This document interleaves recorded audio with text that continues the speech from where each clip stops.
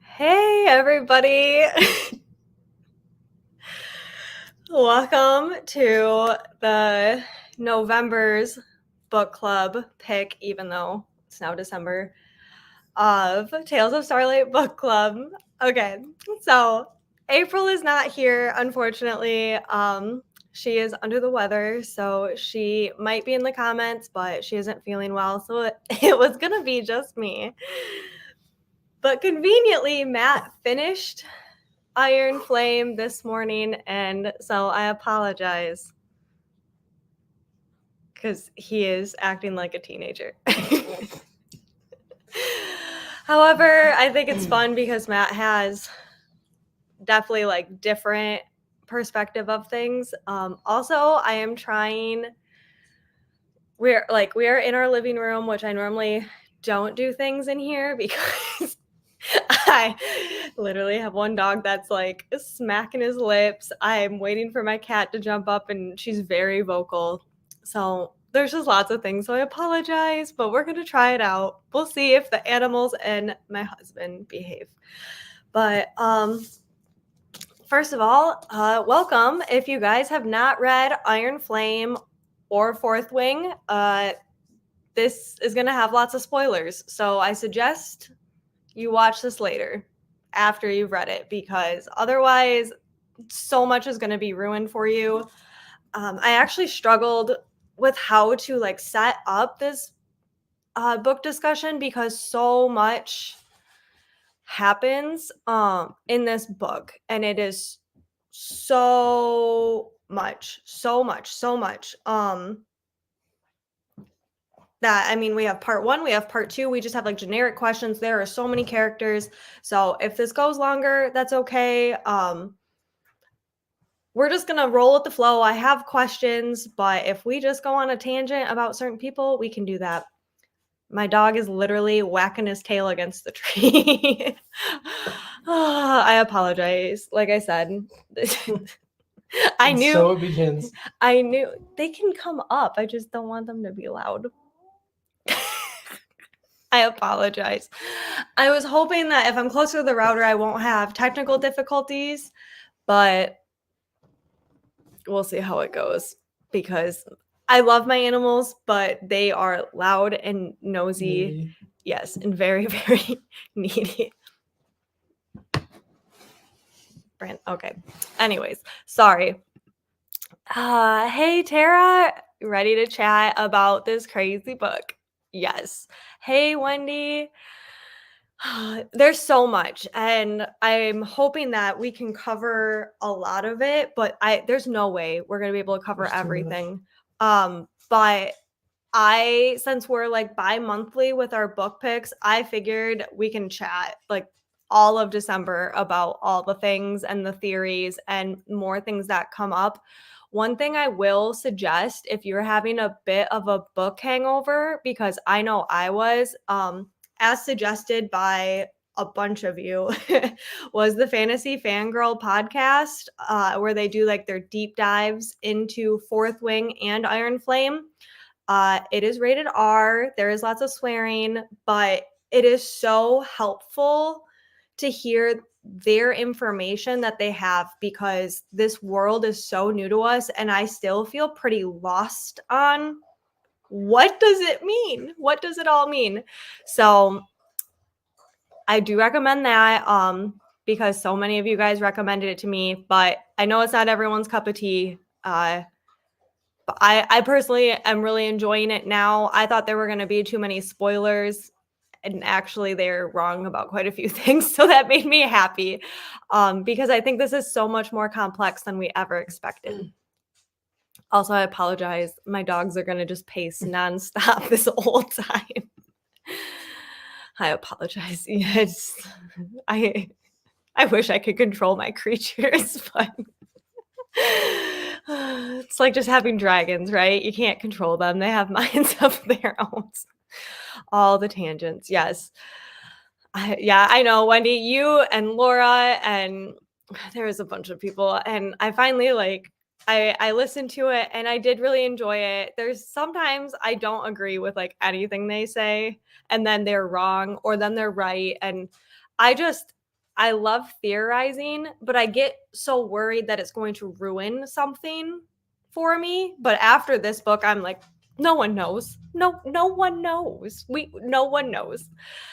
Um them being wrong is hilarious and it's interesting to hear their theories they come up with. Yes, and I mean, they're so smart. They think about things I don't think about, but then there's also things that I feel like I think about, and then I talk to people and they're like, "No." But I'm like, "Nah, maybe."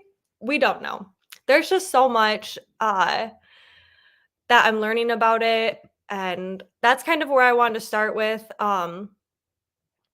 like questions. Do you guys have any questions? I will try my best to answer any of them.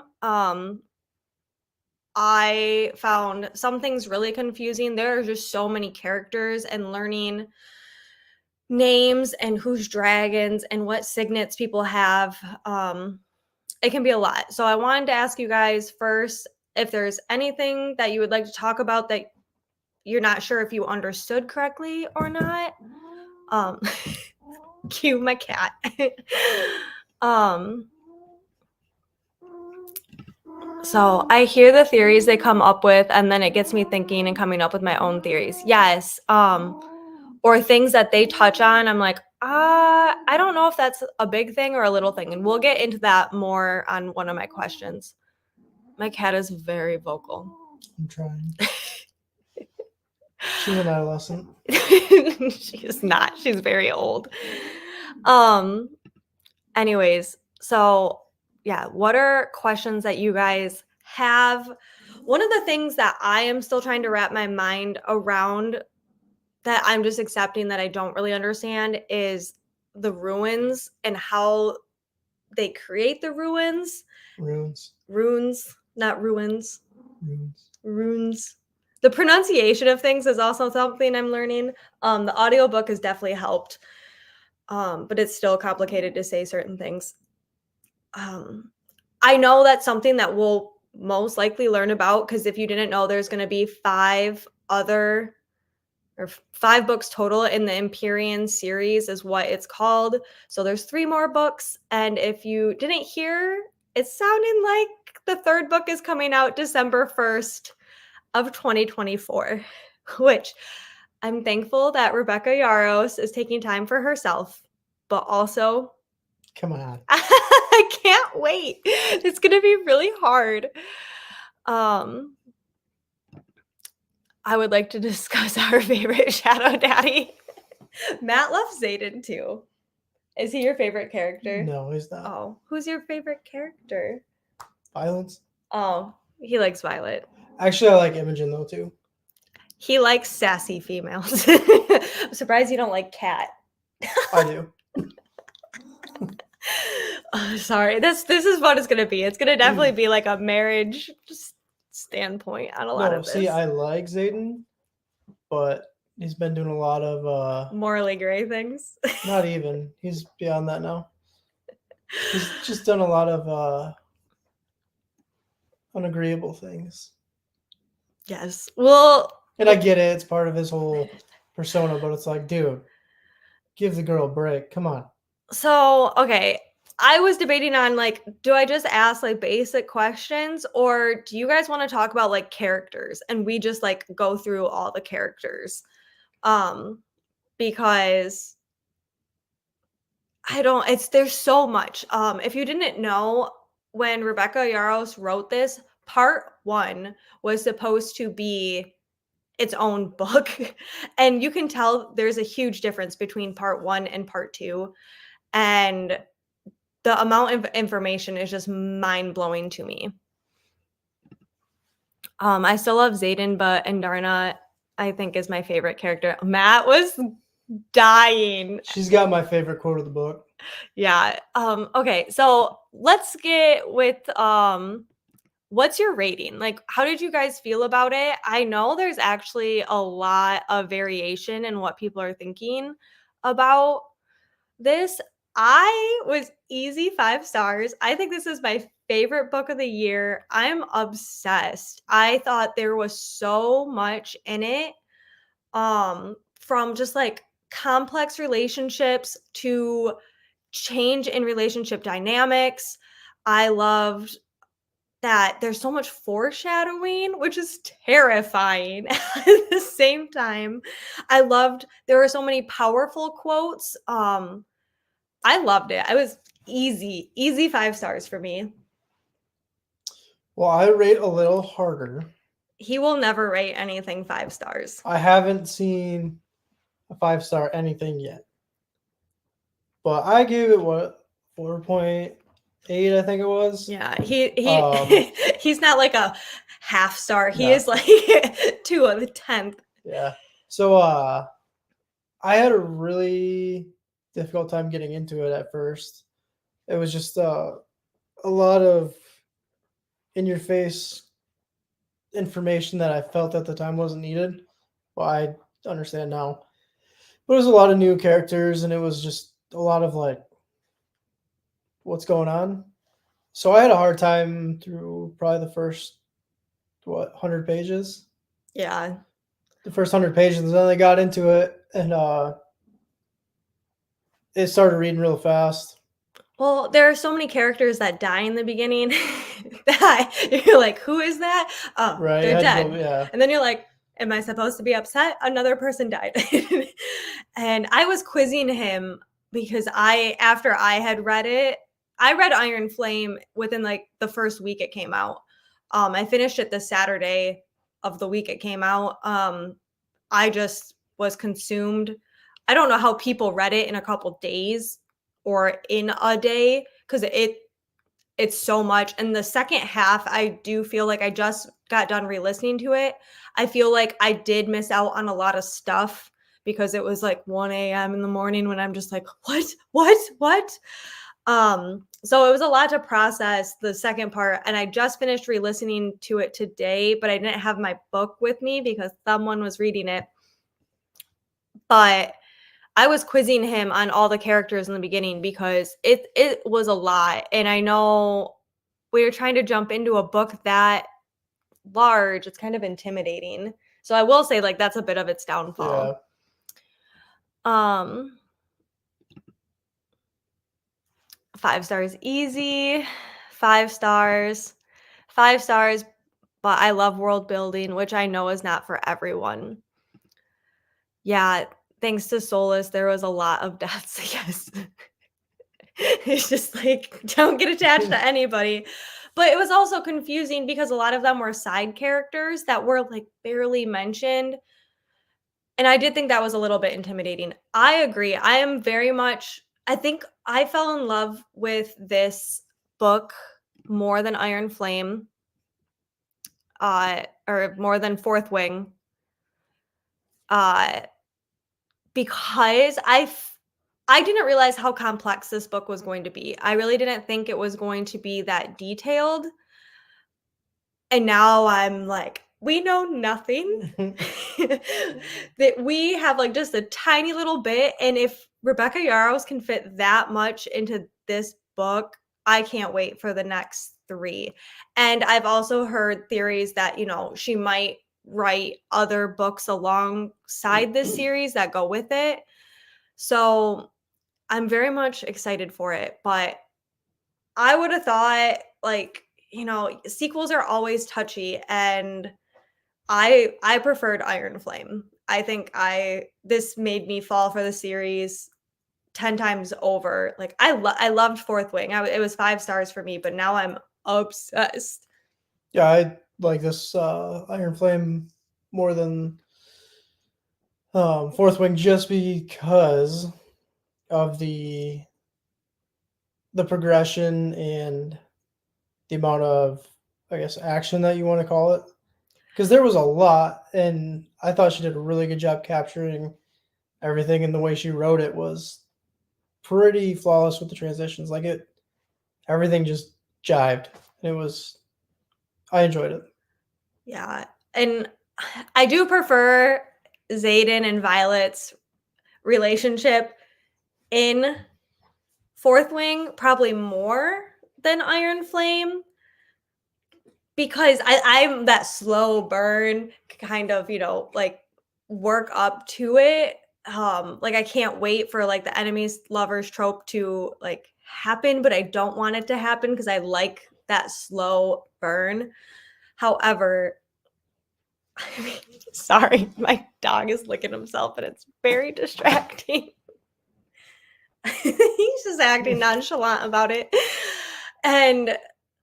But I also I appreciate that Rebecca Yarros is showing how complex that this relationship between Xaden and Violet is going to be. Like this was just the tip of the iceberg and it's about to get super intense.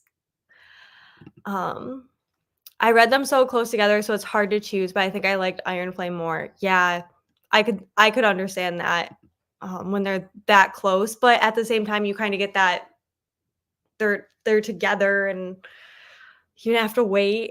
I haven't loved a book this much since the Shadowhunter books. All the details and intertwining stories are my favorite. I loved making all the connections and coming up with theories. I haven't read that series and now I'm going to have to add it to my TBR. But I feel you. I think there's just like it's like reading Harry Potter again for me and not knowing anything and everything is like blowing my mind. However, I think Rebecca Yarros did an amazing job at us like never expecting anything. I would have never expect Jack Barlow to come back. No. Never. When he was gone, I was like, hallelujah. We don't have to deal with this dude anymore. I am so thankful. And now when he came back, I was like, everything I know is a lie. Like, I cannot handle this. I read them back to back and I liked Iron Flame more than Fourth Wing. Yeah, and I loved it. I loved it. I know a lot of people who haven't finished Iron Flame yet are struggling with it. And to me, I do think it's because that the beginning was so much. And then you kind of have like this angsty and like immature relationship happening with Violet and Xaden. And sometimes like that's not appealing to people. But I think the plot twist and just what happened in part 1 had me sold. And then that kind of leads us to our next question is, did you prefer part 1 or part 2 more? Bless you.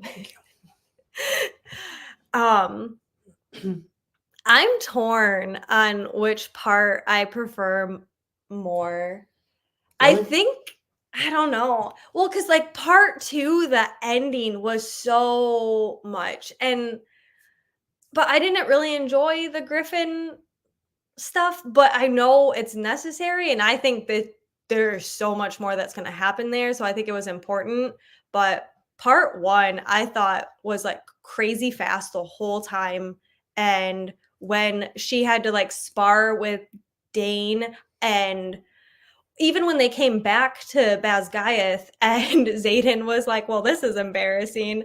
I loved like all of that. And it just felt like it kept moving. And then learning about Varish and all of a sudden these assassins and she's facing people on the mat and you have Sloane. And I felt like part 1, there was just so much. And then when you get to part 2, it kind of slows down for a bit until like the last handful of chapters. And then you're like, oh my goodness, I cannot. So I do think I like part 1 more, but it's close. See, I thought part 2 read way faster than part 1. But again, I had trouble in the beginning. Like, once I got past page 100 or whatever it was, it definitely picked up.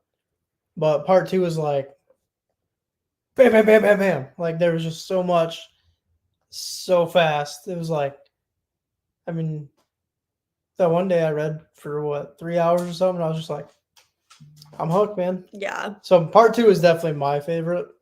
I mean, the ending of part 2. Oh God, yeah. It's gonna be a long year. I actually recorded Matt, and I'll probably share it, but I'll have to bleep it out. Yeah, I got Or a potty mouth too. but his reaction was like, I mean, I like looked up and I was like, what? Like I had no idea. And his reaction was pretty much the same. He was like, what? I was not expecting that. I guess like we don't know anything. Like we know nothing. No, you had think you had a grasp on it, and then left Yeah. hook. And I live for it. I love being like lost in the chaos. I gasped when Jack Barlow came back. I did too. And the best part about all of my friends reading this book after me is they would text me and they're like, Jack Barlow isn't dead. And I'm like, I know. I've had to sit with this. It was killing me, guys. I stayed up till 4:30 in the morning after I finished reading the book because I was like, what just happened? And I had no one to talk to about it. I mean, there were a very few amount of people, especially people that I knew. And I just, every little thing, I was just waiting for people. But the Jack Barlow one was just everything we knew. I mean, you would think after Brennan with Fourth Wing, that was kind of a shocker. I mean, Yeah, that he came back. A lot of people predicted it with how prevalent he is in Fourth Wing for being dead. you're right. Um, so the fact that he came back at the end wasn't huge, but still, I don't It know. was a mind trip for sure. I know some people predicted it, but I did not see that No, coming. Yes, like Harry Potter and all the twists, world building, new characters, intertwining stories give me all of it. I love it. Yes, and like you have the Griffin Riders magic, you have the dragons magic, you have the Venom magic, you have the runes, you have, there's like so much. Also, this is kind of getting off topic, but I'm thinking about it right now. Uh if we have griffins and we have dragons, what other magical creatures are there? I need more. I feel like this is going to be so much more than 5 books. At least I hope, you know. I'm hoping cuz I'm here for it. I'm so in love with it and I love that also the thing I did like in part 2 was that you got to see Tyrandor. Is that is Tyrandor the cat and Serena's uncle? I the names and places really get me confused. That's yeah, something I'm still learning. But the like fancy castle, that very much gave me like Akatar vibes, which like I never thought I needed, but kind of seeing that side of the world, like Violet was shocked that there was like grass and like gardens and these beautiful things. And I did like that in the second part, especially listening the second time through. There is so much more than just Basgiath and these small little towns that we know of. And it makes me so excited. I have a body melt too. I slapped the book against my head and yelled, "What the?" I pretty much had the same reaction to that. He was like, he was like, yeah, you said the S word. I swear all the time. I try not to swear on the internet just in case people have kids and all of Yeah, that. But and then he was like, WTF afterwards. And he did. He read it, flipped it, and then it was like, wait, what? And then it was great. I will share it. I wanted him to do like reactions to everything, but he was like, let me just read it. So I let him read it, and I'm like, the very end, I will record. well, what you're not telling the people is you pressured me every day. You gonna read? You gonna read? You gonna read? You gonna read? I You gonna needed read? You gonna read? I've been wanting to talk about this forever, and I'm thankful for my friends that have reached out to me, but it's just not enough. I could talk about this the whole time. That's when She does. April is like, I don't feel well. I'm really sorry. I don't think I'm gonna be able to make it. I'm like, girl, I could talk for like hours about this by myself. You're all good. I just hope I'm trying to find some structure and I'm like, I don't even know where to go. I feel like you have to do what Fantasy Fangirl podcast does, and they just take the first few chapters and then they go for hours, just the first couple chapters. in each little block. I love it. I'm very thankful for it. Um, but there's literally just so much with this book. I think part 2 is my favorite. I love the new info about Indarna, but I also took forever to read the last 100 pages because I was so scared of what's going to happen. Yeah, and it's so hard because I've had a lot of major books spoiled because of TikTok and Instagram, and that was my biggest concern and the biggest reason I wanted to read Iron Flame and get it done, even though I knew the next book isn't going to come out for a while and there was going to be this lag and hangover and just kind of, like what now? But I was so scared of it getting ruined. And no one was saying anything. So I had no idea what to expect about the book at all. And yeah, and then afterwards I was like, no one's talking because we're all not okay. I had a feeling when Jack died, he might not be dead because she was like, he could not have survived that. I'm like, that's funny you say that. Yes. And I do have a question about like foreshadowing uh as one of the questions.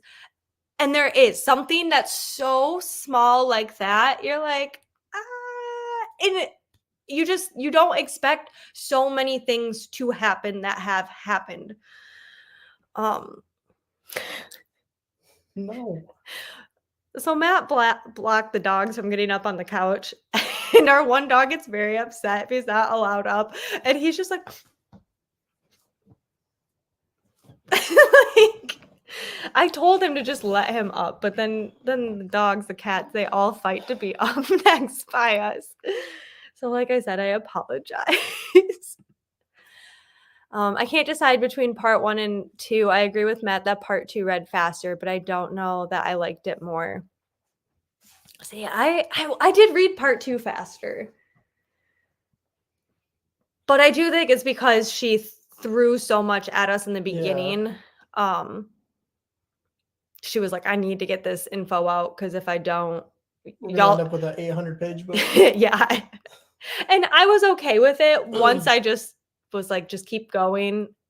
And if the character is important, I'm sure they'll talk about them again. That's just what I started telling myself.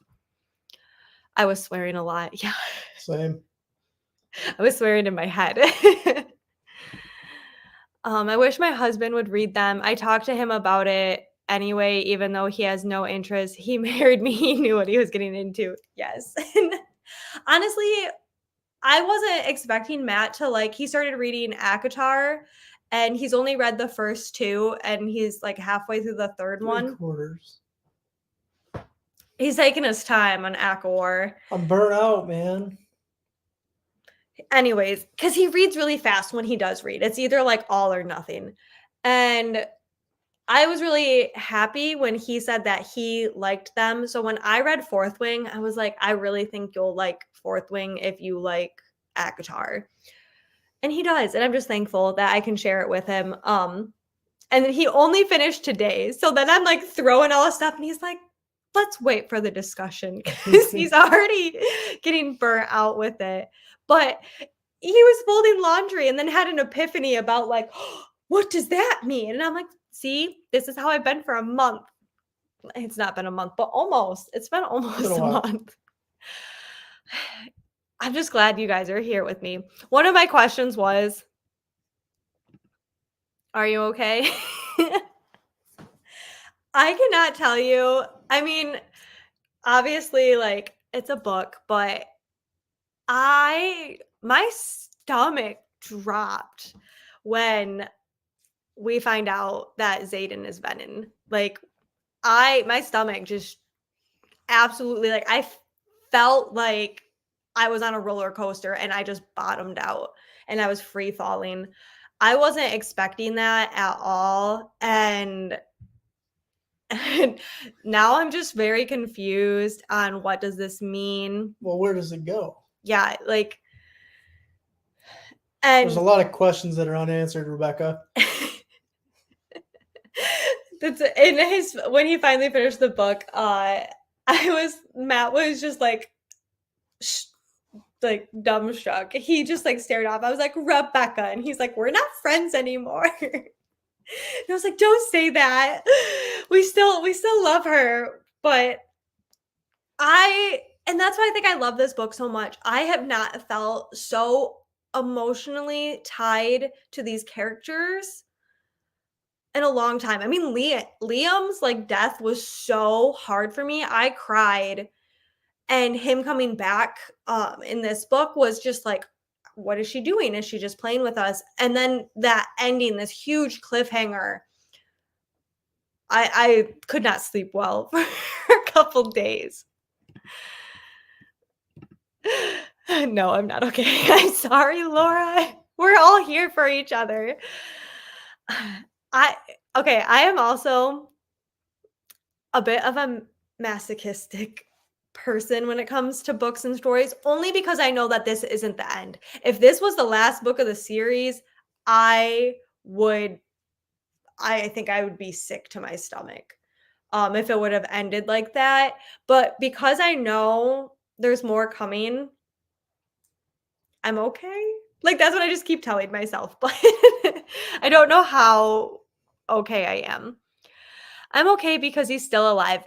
Yes. When Violet made the comment, like, Xaden's dying, I was genuinely terrified. I was concerned he was going to die. Yeah, that's exactly how I felt. But also, how much crap can Rebecca throw at Violet? Being tortured and then now has to deal with a Venom boyfriend? Yes. And that is how I did feel. And I can understand if people are kind of like over it in this book. Our poor girl, Violet just could not catch a break. It was one thing after another, after another, after another, after you think she's going to be done and finally have like something good happen. And then nothing. I apologize if my internet's going in and out. I do not know why. I don't understand what just happened. I don't know why it does that. But it's a lot, and I feel like Violet deals with a lot. Which sometimes it's like it can be seen as too much overbearing, but I think it's building to like what's to come and everything that will I think everything will be worth it in the end. I'm a bit of an optimist with that, but I would have rioted if he died. Yes.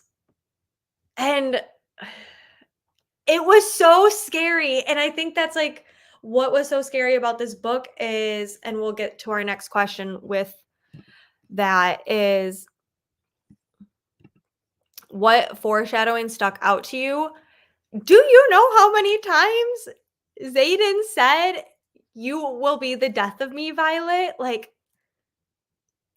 I don't know how many times. I'm not Fantasy Fangirl podcast where I like count all the stuff. It was a lot. It was a lot.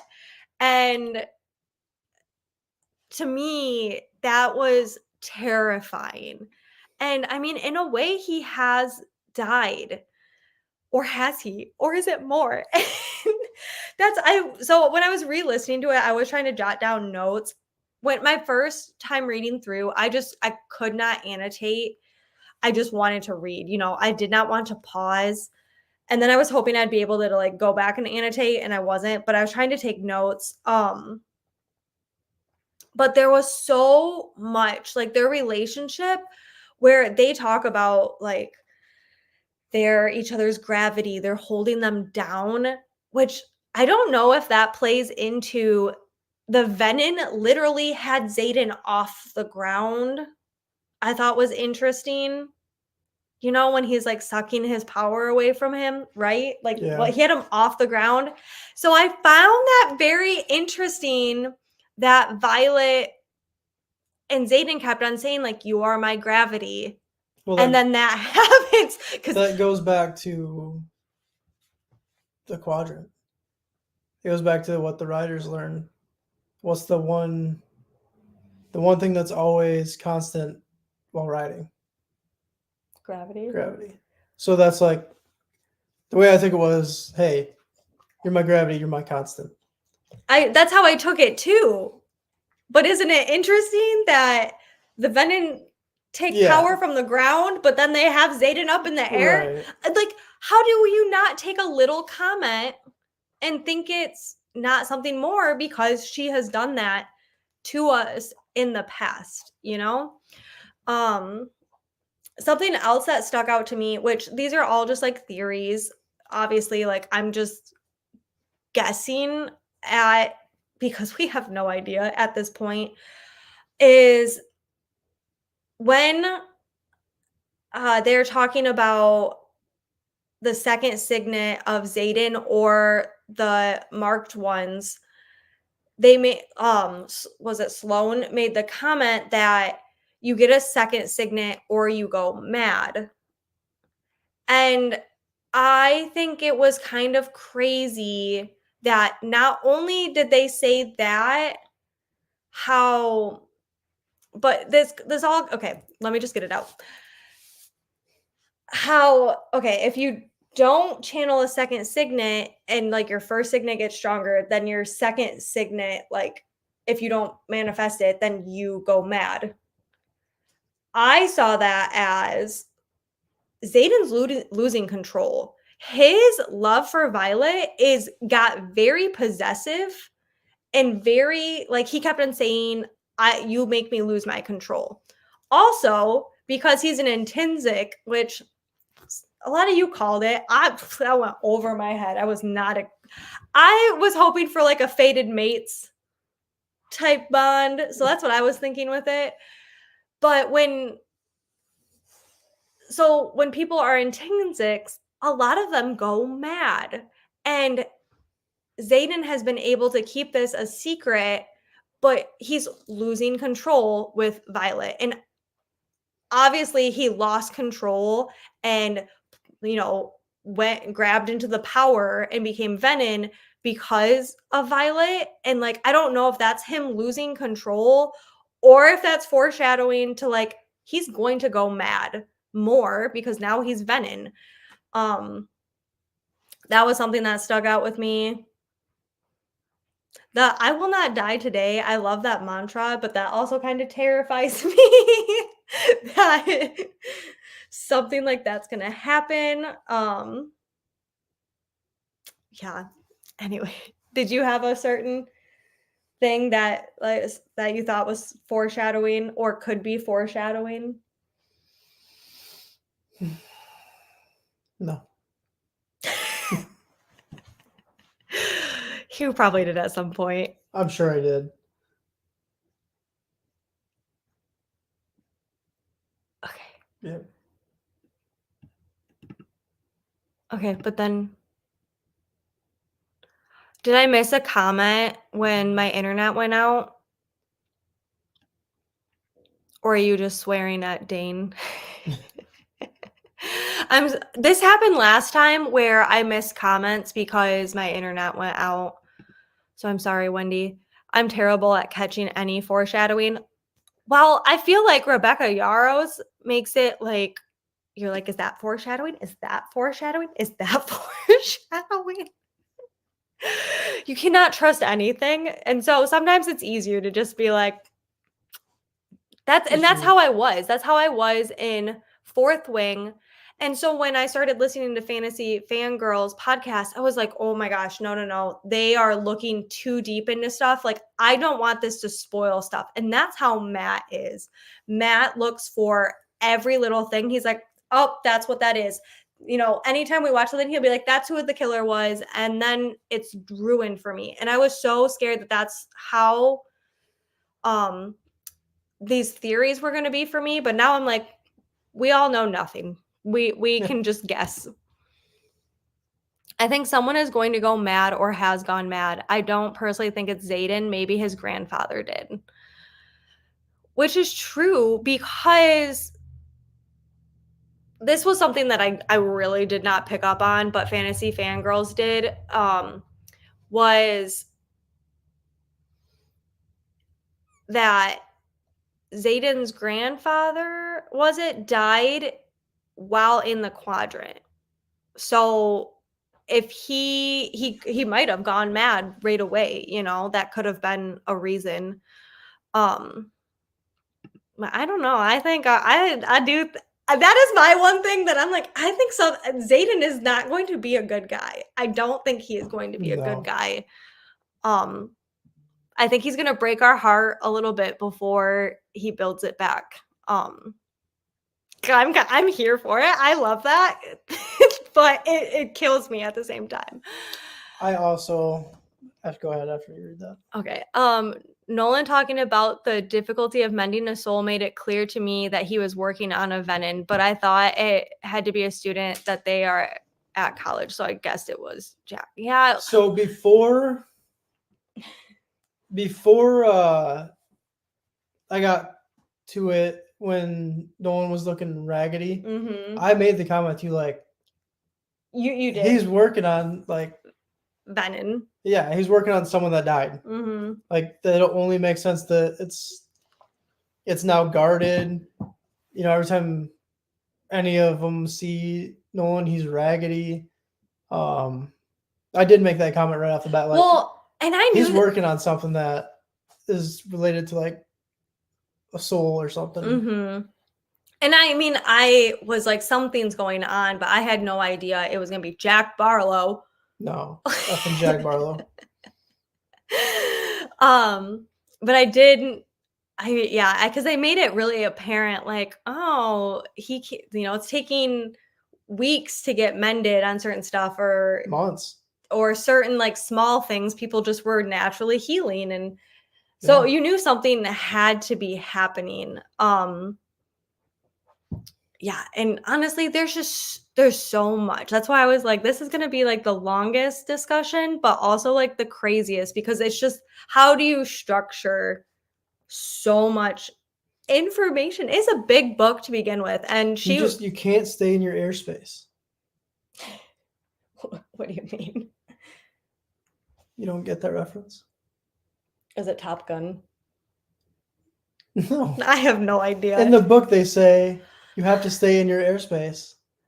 Otherwise, it's going to be Amelie, and it's going to be crazy. Oh, when they're fighting at the end. Yeah, that is true. Like I said, I just finished re-listening to the second part. I was rushing, and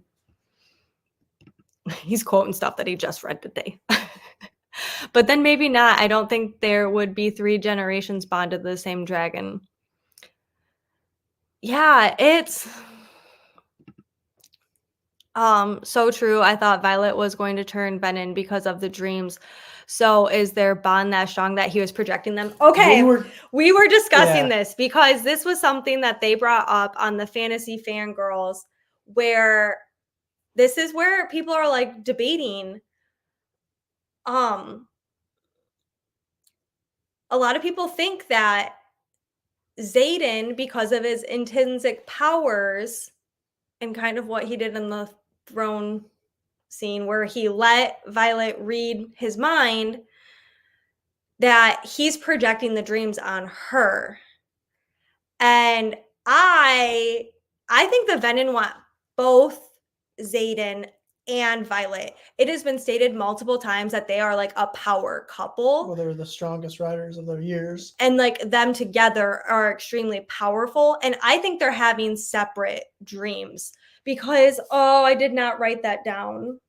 I think what was the quote? Because I just re-listened to it, and it was when Violet's having the dream. There was something very specific when she's having the dream that right before she talked to Taryn about it, there was something very specific in it. Oh shoot, I did not write it down. And I went to Matt and I was like, I think they're having their own dreams. I think the venin want both of them because the venin said it wanted her for certain things too. I think they want them both. Yeah. But some people think it's just Zayden. Like there's something with Zayden. There's something possibly with his mom. Also, but that also makes sense because when they're waiting for the second horde at the battle, he says they won't attack yet, and everyone's like, Melgren's like, why? Because they're waiting for me. So it's like, I don't think he can necessarily see that he was projecting on Violet or that she was having the dream because he thinks it's all about him. But and like this is where I think Violet's having her own dream is because why did Jack save her? Jack knows that Right. they want her to. That's what I think. It's a mind trip, man. And there's so many things like you have to like go back to look to see like, oh no, does that actually make sense? Or nope, this is like the one thing that Well, it makes prevents sense it. why he didn't kill her because she's not his to kill. Well, and that's The what sage wants her. yeah, and that's what so many people also made the statement like when they were messaging me, they're like, Jack Barlow saved her? What? And I was like, like obviously if she were to die, Xaden could possibly die because of their bond through the dragons. But I think she's having her own dream because she is the strongest, most powerful rider in her year. And I do believe that Violet is part of the prophecy. I think with Andarna saying stuff about like I've waited for you, I've heard them talk of you. I think I was left behind to wait for you. Yeah, I think that Violet is a prophecy, and she also is wanted by the Venom. Not a long rant about that. I knew Naolan was doing something shady and had a feeling it was something to do with either a Venom or torturing someone and healing them, and it was going to be someone that was going to shock us. Yeah, I was not expecting that. I did not guess. That's where I was like naive, not looking into too much stuff. But I was like, I knew something was gonna happen, but I wasn't expecting. I wasn't expecting JB, and I wasn't expecting it to happen this quickly either. Like I thought, like, oh, they're gonna drag this out. I just felt like it was like boom, boom, boom, just taking punches. I loved it, but I was mentally and physically exhausted. I mean, all I gotta say now is like, F Nolan. Yeah. I'm not a fan. I don't like him anymore. He's dead to me.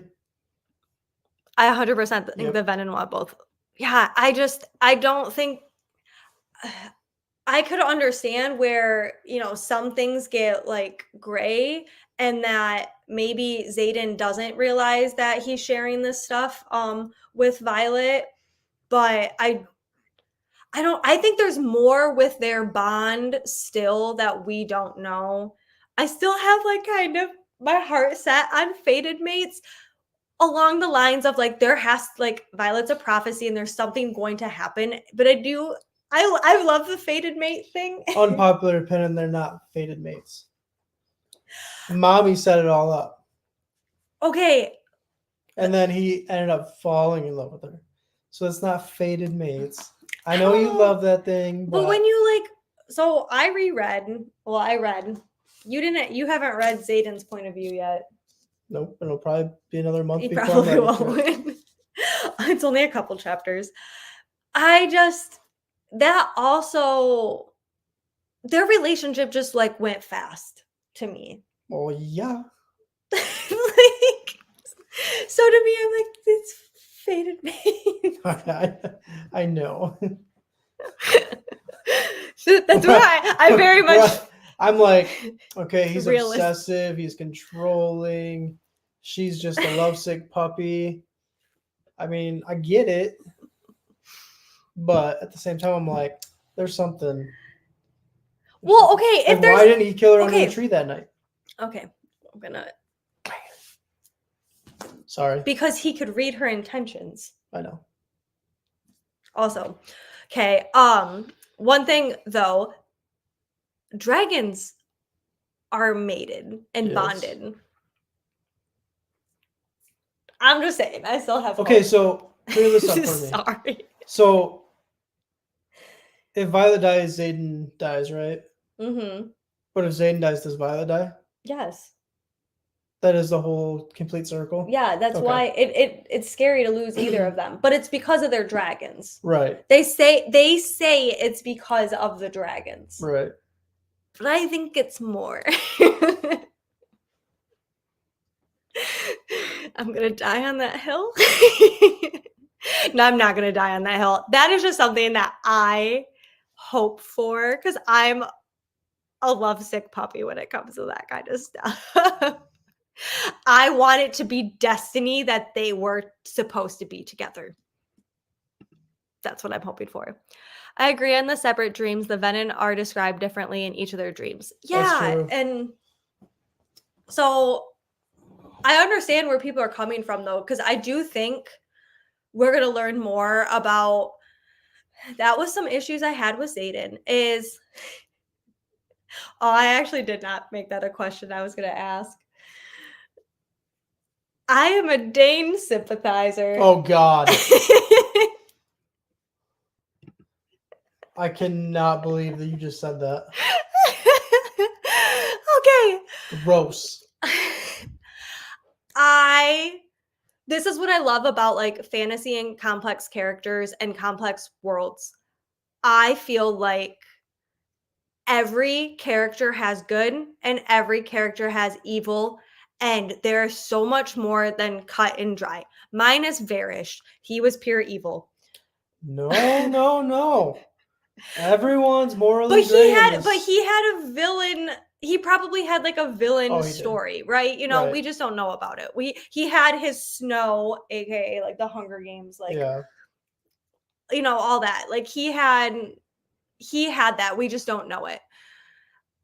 I don't get me wrong. I was not a fan of Dane. I was very unhappy with Dane.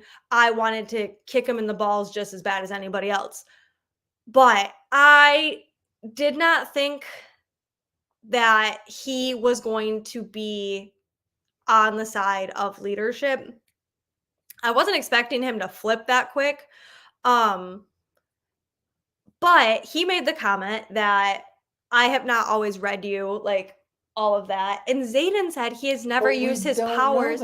I know, but Zayden said the same thing. Zayden said, I would never use my powers like that. And it's like, but we don't know. We don't know. That's the best thing about being morally gray is you but leave how them is wondering. That different than Dane? Don't get me wrong. Dane almost got them killed, but multiple times. Zayden, I know I'm gonna get so much backlash for this, but Zayden, yes, you are. Zayden now probably is causing the same issues, like, or is going to. Oh, for sure. But how is that different? Well, I know it's. I'm gonna. It's gonna be different for you because you know the whole Zaddy thing, but just cut him off, Vi. No, I don't want them to be together. No, I want Vi to get with Riddick. No, because he's hilarious. I want them to be with Zayden. Okay, we're gonna. No, I want Violet and Zayden to be endgame. Like they're endgame, and that's what's gonna happen. However, I feel like we are going to be very hurt by Zayden in the next 3 books. However, I don't want a love triangle with Dane. I was very happy when Dane was like, I'm falling in love with Zayden too. Like that made me happy because they were friends. And I am so over the like, oh, the boy didn't get the girl. I'm gonna be broody and upset about it. Mm-hmm. No, like I'm happy that they're rebuilding their friendship. Like to me, this was the best outcome. I don't think he's as bad as everyone says, which I can already see your guys' comments. I know, I'm reading them at the side. This is why I get burned by people. I am just giving people too many chances. Go ahead and put that one up there. No, exactly. Exactly. If Sam is right, I'm going to remember this moment. I am happy with where it's gone and that because I do think Dane is very important. He helped like translate the Sure. I think he's important. He's not his father. Some good, but I mean Violet's not her mom. Dane's not his dad. And he didn't know. He didn't know what he was doing. He thought he was protecting Violet, which Zayden gets very protective to the point where I was getting really upset with him in the second part because I was like, dude, you're doing the same thing as Dane. Yeah. You're getting overprotective and keeping her in this little like bubble. And So I'm happy that with Dane, it's like, okay, we can be friends. Now, I would be happy if he like ended up what are you already free reading Yeah, I comments? did. Okay, but that's why I was thinking it would be possible for Xaden to die and Violet not to die. She has 2 dragons, so if Xaden dies and Terran dies because of Sigale, Violet would still have Indarna. We were We just talking talked about about this. this. We did talk about this too because I do agree with that. I do too. I think they keep on saying the bond is so strong with Sigale and Terran that if Sigale would die, Terran would die. And I don't want to say this, but I don't. Okay. I don't think Terran is going to live throughout these I don't series. think he's gonna make it through I don't the think he next is. book. I'm hoping not. I hope he I makes it think to the end. I think this whole Venom thing with, I mean, how are they gonna see each other, right? Because like They're together right now. I know right now, but what's gonna happen if his powers, again, just thinking ahead, his powers taken back to wherever the Venom crap is, and like being in Besgath, she's not gonna be able to leave and go see him. Like, what is gonna happen? I don't. I am so confused on where like this is all I gonna agree. go. I don't think that But I do. Tarn is gonna live. There's just been along with foreshadowing. I don't remember the exact quote, but there was something, and I was like, I don't think he's gonna make it. I didn't pick you to be my next rider. I picked you to be my last rider. Yeah, and there's just and like Indarna wants to be like him so much, and also like that. Oh my! When she said that, she was like, "I'm a black dragon because I want to be like him." Oh, cry, tears. Oh, so sweet. But yeah, even now Yes. he annoys. He still annoys me. Like their whole little scene when they were in trying to get the ward up and they were like eating lunch or whatever. And he was like trying to have a heart to heart with her. I was like, just shut up. Just let it be. No, because he was like, "Do you love him?" And he was like, "Because after that speech, I kind of love him too." I like that. I liked when they were with the Griffin Riders and they had his sword or whatever, and he like knocked himself in many ways that men don't. Like I thought, like I like him. I don't think he's destined. Like Rebecca Yaros even said, like I was not expecting people to hate him this much. I don't know. He didn't I bother think me. we all hate him so much because it was the biggest like deceit of the book so far. I don't think we're done with him having to. No. I think he's gonna have to like choose between his dad and Violet somehow. Which it might seem like a parent like he'd choose Violet, but I don't think it will. What? I'm reading ahead again. Stop. Okay. I wouldn't be mad if she got with Riddick. If he gets killed off, I'll be ticked. He's hilarious. I love Riddick. He's my favorite. I don't know. I love Sawyer too. Honestly, like the side characters, if we lose any of them after Liam, I'm not gonna be okay. When Sawyer lost his leg, I was like, I will be upset. Like that's a huge thing that happened to a side character. I literally wrote down as one of my favorite quotes is I think he just signed my your turtle is blue or my turtle is blue, something like that. Like I love Riddick because he was like, "Oh, come on. I was teaching him how to sign." And he's teaching him inappropriate stuff. That's 100% Matt. That's what he would do. 100%. That's how he is when he teaches me Spanish. I'm like, that does not sound correct. Absolutely 100%. But I am worried. Okay, we can talk about more foreshadowing. I think Kat is going to be very scary. Oh, she's definitely making her name in this next book. Like we're gonna find out her backstory and like how she wants that crown. And that's what I find so scary now because it is very apparent that Kat cares Only about power. Only about power and having power, and she thinks Xaden is that power, and now Xaden Is all power. and Xaden's a Venom, so all he wants is more power, and I'm terrified. If they, I'm very terrified of what will happen. I really hope that Xaden doesn't cheat because that would make me very sick. But I think Kat's gonna get real close to Violet. She's gonna play the quote unquote best friend part. I think she's gonna sell him out somehow, some way. yeah, I think Kat's gonna sell him out to the Venom, or she's gonna jump ship.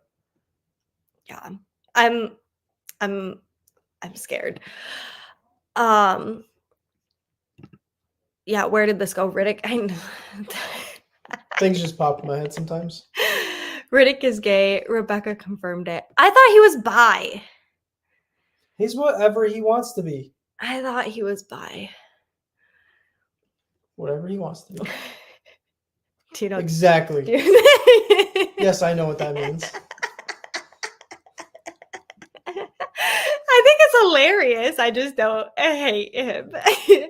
I will be destroyed if Taryn dies, but I can see Rebecca effing with our heads and plunging a knife like that. I know. I don't trust her now. I'm like, hey, I love you, but also, you're mean. You're very mean. When the Venom says Violet will turn for love, I don't think it's for love of Xaden. I think the temptation is going to be save Taryn. Ooh, I have not heard that, Laura. That's good. So good. Because he did. He did say it was going to be for love with her. Mm-hmm. And that was one thing that I was like, it's Violet. We know Violet. Varys said her weakness is her love and how much she cares about others. And I mean, she saved Kat. She saved all these people, risking her life. Like, obviously, that's her downfall, right? Which makes her such a good heroine. I mean, and I thought she was going to get captured at the end of the book by the Sage, not Xaden. I thought she was going to let something happen for her wing.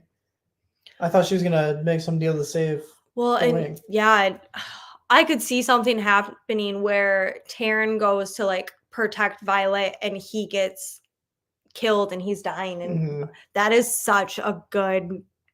That's a good. We're claiming it for you right now, Laura. If that happens, I don't like it because he's a douche.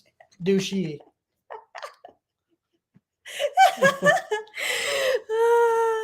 I don't see a huge difference than what Xaden does, but you know, but I do love them completely differently. I don't love Dane. I just don't hate him the way. Where did Dane's dad go? I was actually expecting him to be the Sage or whatever it's called. Okay. So he's the one that got like dissed by Generals. By Lilith. Yeah. Mama Sorengirl was like, you mess with my child, bye-bye. Yeah.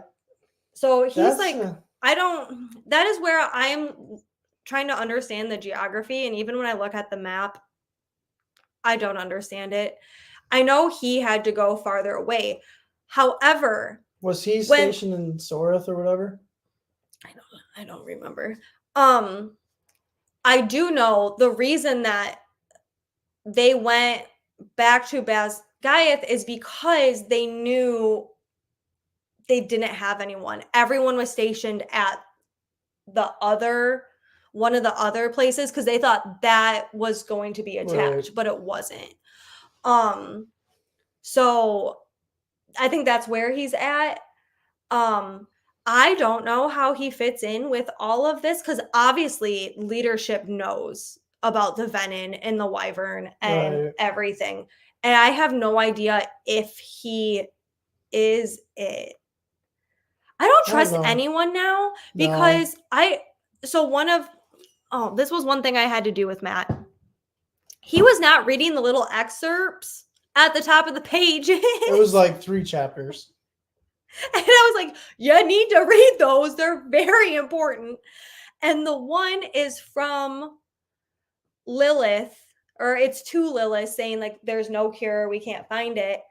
And it's so hard not to look past the point where Violet's like, "Oh yeah, my dad used to joke about my mom coming home with bloodshot eyes that she was venin."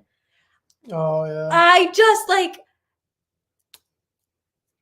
was it Violet's dad? Was it Lilith herself? I'm Is still it stuck on. someone else? Like, and she's just trying to do it for the general good? I'm still stuck on how did. So like, when they hit the wards, right? The Wyvern die, and so do the Dark Wielders, right? If they're within the ward. Okay, See, that's Barlow's the part. in the ward. But that's what I don't get either. Like, how did he But get back in? I don't know if it's just their power doesn't work the same. Okay. But yeah, I was confused on that. I don't understand the power and how it works, and that's where the wards and the runes Runes. runes. I don't know. I do not understand that. I'm hoping fantasy fangirls can kind of like help break that down more, because right now I'm like, I don't get that. Was that like a plot hole they missed? However, with the sage, I'm like, is it Zayden's mom? Is it Naolin when he saved Brennan? Because he drained himself. Taryn said he gave it all. They or when who was it? Brennan. I don't remember. I did not have my book to go back through, and I'm very a visual person to remember things. But it was said that he gave everything. It was like he didn't die. He didn't die. Right. But now is he the sage? There's just so many people we know nothing about that I'm like the possibilities could go on and on and on. Kat and Dane should end up together. Okay, so actually I've heard this quite a bit. I would love that. I would think that'd be great. That would make me happy. I don't know why. She won't though, because he's not powerful enough. He doesn't have daddy's money.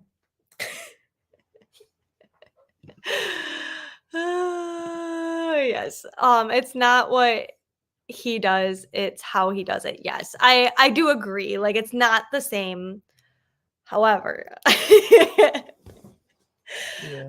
there are some things that I'm very worried about. Samara, yes. Yeah, I think that's where he was. Because that's where like 90% of the professors went, right? Yeah, because who is it? Melgreen. He saw it coming. Yeah. And he was like, the marked ones are the reason I couldn't see this. And yeah, I forgot about that. I was freaking about the recovered correspondence part of those excerpts. Yes. And see, I get it now. I did go back and reread the 3 that I missed. I get it now. But all of them are super important. At first, when in Fourth Wing, I was just reading them. I was like, they don't really make sense to me, whatever. Yeah. And now you read them after everything, and you're like, they hold so much more info than I ever knew was going to be. My little gamer nerd side, they do that in games all the time. They'll put like little extras in. And every once in a while, you'll get like that dialogue. I was just like, oh, it's just kind of like an extra tidbit of information that doesn't really mean anything. But yeah, once you start actually reading them, you do notice them pop back up. And I think that's why I love this series. Only 2 books in, it's like putting a puzzle together. And right now we have no idea what it's going to look like, but we're getting all these little pieces. And every time you go back, it's another little piece. Yes, Naolin is venin. I will die on that hill. Also, Rebecca Yarros could have been a little nicer with some of these names and not made them so close. Yeah, Naolin, Nolan. Yeah, you have Nolan and Naolin. I understand they're different, but they could have been a little bit more. Well, it's all Gaelic, right? So like, there's only like 20 names that can choose. I'm just kidding. But because there was another one, there were like Marin and there was another like Oh M yeah, she's a M name flyer. really close, and I'm like, Yeah. okay, that is very confusing. But yes. Next So question. actually, we'll go with that. We have a lot of questions. I didn't know where there's so much with this. Like I said, we're already over an hour. I'm gonna keep going because I'm loving it. I hope you guys are still loving this. I'm here for all the theories and just talking and discussing it. Like I said, I think I'm gonna still be trying to do stuff on the Tales of Starlight book club Instagram because I know a lot of people still haven't finished it, and I'm just here for it. I'm so excited for this. But who do you think is the sage? Who do you think is the leader? Like that kind of was I think it's perfect Zaddy's segue. mom. You think it's Zayden's mom? It's Zaddy's mom for sure. Do you think either of Violet's parents were? No. I don't know. I don't know if like that was like bait. The whole comment of my mom came home and my dad used to joke that she was Venom. I kind of think it's something that she's making you think like Yeah, way too she into was it. like, we're gonna put this here, so they're Yeah. gonna look too much into that. But actually, that's not Yeah. true.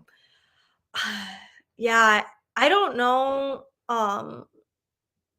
if it's Naolin is the one who's after them. It would make more sense to me if it was Zayden's mom or someone who's been gone a little bit longer Mhm. than Naolin. But I don't know. Do you guys have thoughts on it? I think this is probably one of the most controversial parts is who do you think is the sage? Or do you think there's multiple? Or at this point, it's like, how is not everyone that's dead Venom? At this point, I'm like, oh my gosh, is Liam actually dead? Or I think so. I think she just pulled that out I do think because she was in an extreme distress. distress situation. I mean, that's pretty common for even real life scenarios. A lot of people think it's her second signet is talking Yeah. to dead people, or um she has a gift of communication with Malik or something along because Malik is the god of The death. dead. So a lot of people think that because she always like prays to him, that it's because she actually has a connection. Mm-hmm. I don't know. I'm like, yes. And then someone will say something else, and I'm like, yes. And then something else. And that's how I kind of feel with like the sage. I don't have one thing I'm like stuck on. There's so much that I just what do you think Violet's second signet is? I know we discussed it a while back. I don't know. Yeah, I know Rebecca said that it comes out in the book. Yeah. But I don't know, man. I don't know. That's where I feel like we don't know enough. I'm sure people could guess it. People that know what I'm they're also talking kind of about. wondering, is she why was the thumbs up? Oh, that was Oh, it. because you I did get that. I know, dude. There was one day I triggered so Okay. many of them. So um is it normal for through I don't know. I lost where I was going with that. Never mind. Sorry. I know. I did that one time, but then It people are like, threw me "Well, off. yeah, I know. It's very weird." Um, I've seen it that it could be no, I'm blanking. She can talk to the dead. I could see oh shoot, I'm blanking now. I wish I would have had more notes. I'm always like, I'm gonna remember, and then it's like there's so much I don't remember. Is Varish actually dead? He better have be dead. I I think have a so. I think so. pretty good feeling that he's gone. But he was actually one of my first guesses about being Venom leadership because just the way he, how horrible he is how he and acts. power hungry Yeah. he is. So I could see him already being Venom. Well, that's what I'm saying. I thought he was going to be some sort of Venom leadership, especially the way he like tried to talk to the dragons, like you bow to me, I don't bow to whatever. Yeah. And that's how Jack talked about Yeah. his dragon before he killed her too. So I hope he's dead. I think he was I worse swear if than Nolan Umbridge. Cringe. I if hate Nolan him. freaking fixed him, there's gonna be problems. Uh, I think he's dead. I hope. I know nothing. Oh, that's a good one. She's the cure to Venom somehow, so she'll be able to save Xaden. I do think she's the prophecy. I do think she's not a healer or a mender per se, but she is, there is something. She says like I am the storm I think like twice in this book. And I really like loved that. And I do think like there's something like she has these weaknesses, but there's something about her that's so much powerful that her weakness becomes a strength in a way. So I do think she will be the answer to solving it. And that's like it's prophecy that she is to come and she has these special powers that people haven't seen. So I do agree with that. I'm excited for Laura's. Okay. Which I've heard some people say part of it, there are less dragons bonding riders because they are still bonded to Venom than Pyrian was meeting after threshing about Tarn, not in Darnot. Okay, we also talked about this. I think they allowed it because all things in balance, Taryn has 2 riders and Violet has 2 dragons. I have not heard that, but they make the point that power comes in balance and magic is in balance so many times. I have not heard the 2 riders, 2 dragons connection, but we were talking about like how does that bond work? What does that mean? That's what I was like, how did Jack get Get his Bade? dragon back. What is it? Bade? Bade. Bane? How did he get her to do that? To like essentially sacrifice herself? Like she had To go against her natural will. Yeah, like why would she just let him kill her? Right. You know, like why Destroy the ward that is protecting the hatchling grounds. Yeah, the veil. There's and something with that. Yeah, and I talked like a lot of people have theorized about it, and I was telling Matt that because okay, Taryn's his old rider was Naolin, wasn't it? Or am I don't know why I get I'd have to look to confirm. I don't remember. Okay, that's something that I'm like, oh yes, and then I'm like, no. If anyone has that information, it'd be I know. This is why I wish I had an ebook so I could look up stuff. Because I was like, or I mean, Taryn's last rider could be Venom, and like, are they communicating? Are they talking somehow still? I don't know. Like, because it confuses me because Taryn had no idea that Xaden wasn't intrinsic. So I'm like, what happens now with Xaden and Sigale? You know, because Sigale said in the dream, like, I chose you. And like, I could cry. And he's like, I chose you. And he's like, but I chose Violet. But then, like, when Violet goes, Sigale was like, choose your words carefully. yeah, choose your words carefully, but she's protecting him still. Like, there's so much I don't understand. Like, is their bond broken? I like the theory that she's an amplifier and that she could amplify Brennan's signet to heal Venom. Yes, I think you and were talking about that earlier. well, because Mira at Tyrandor, Mhm. she said, "I'm outside the wards. I can't shield," but then she Right. could shield, and so people are like, and Violet is like getting people to do things that They thought they couldn't they do. couldn't do, and so that she was That an does make a lot of sense. amplifier. Um, so yeah, because there's just like so many little things that you're like, Yeah. wait, why is that happening now? Dane killed Varish with an alloy dagger, so he better be dead. I mean, He put the Violet he killed put the him. first blow into him. I do love that, But like, Dane stabbed him and then they let like Violet kill him.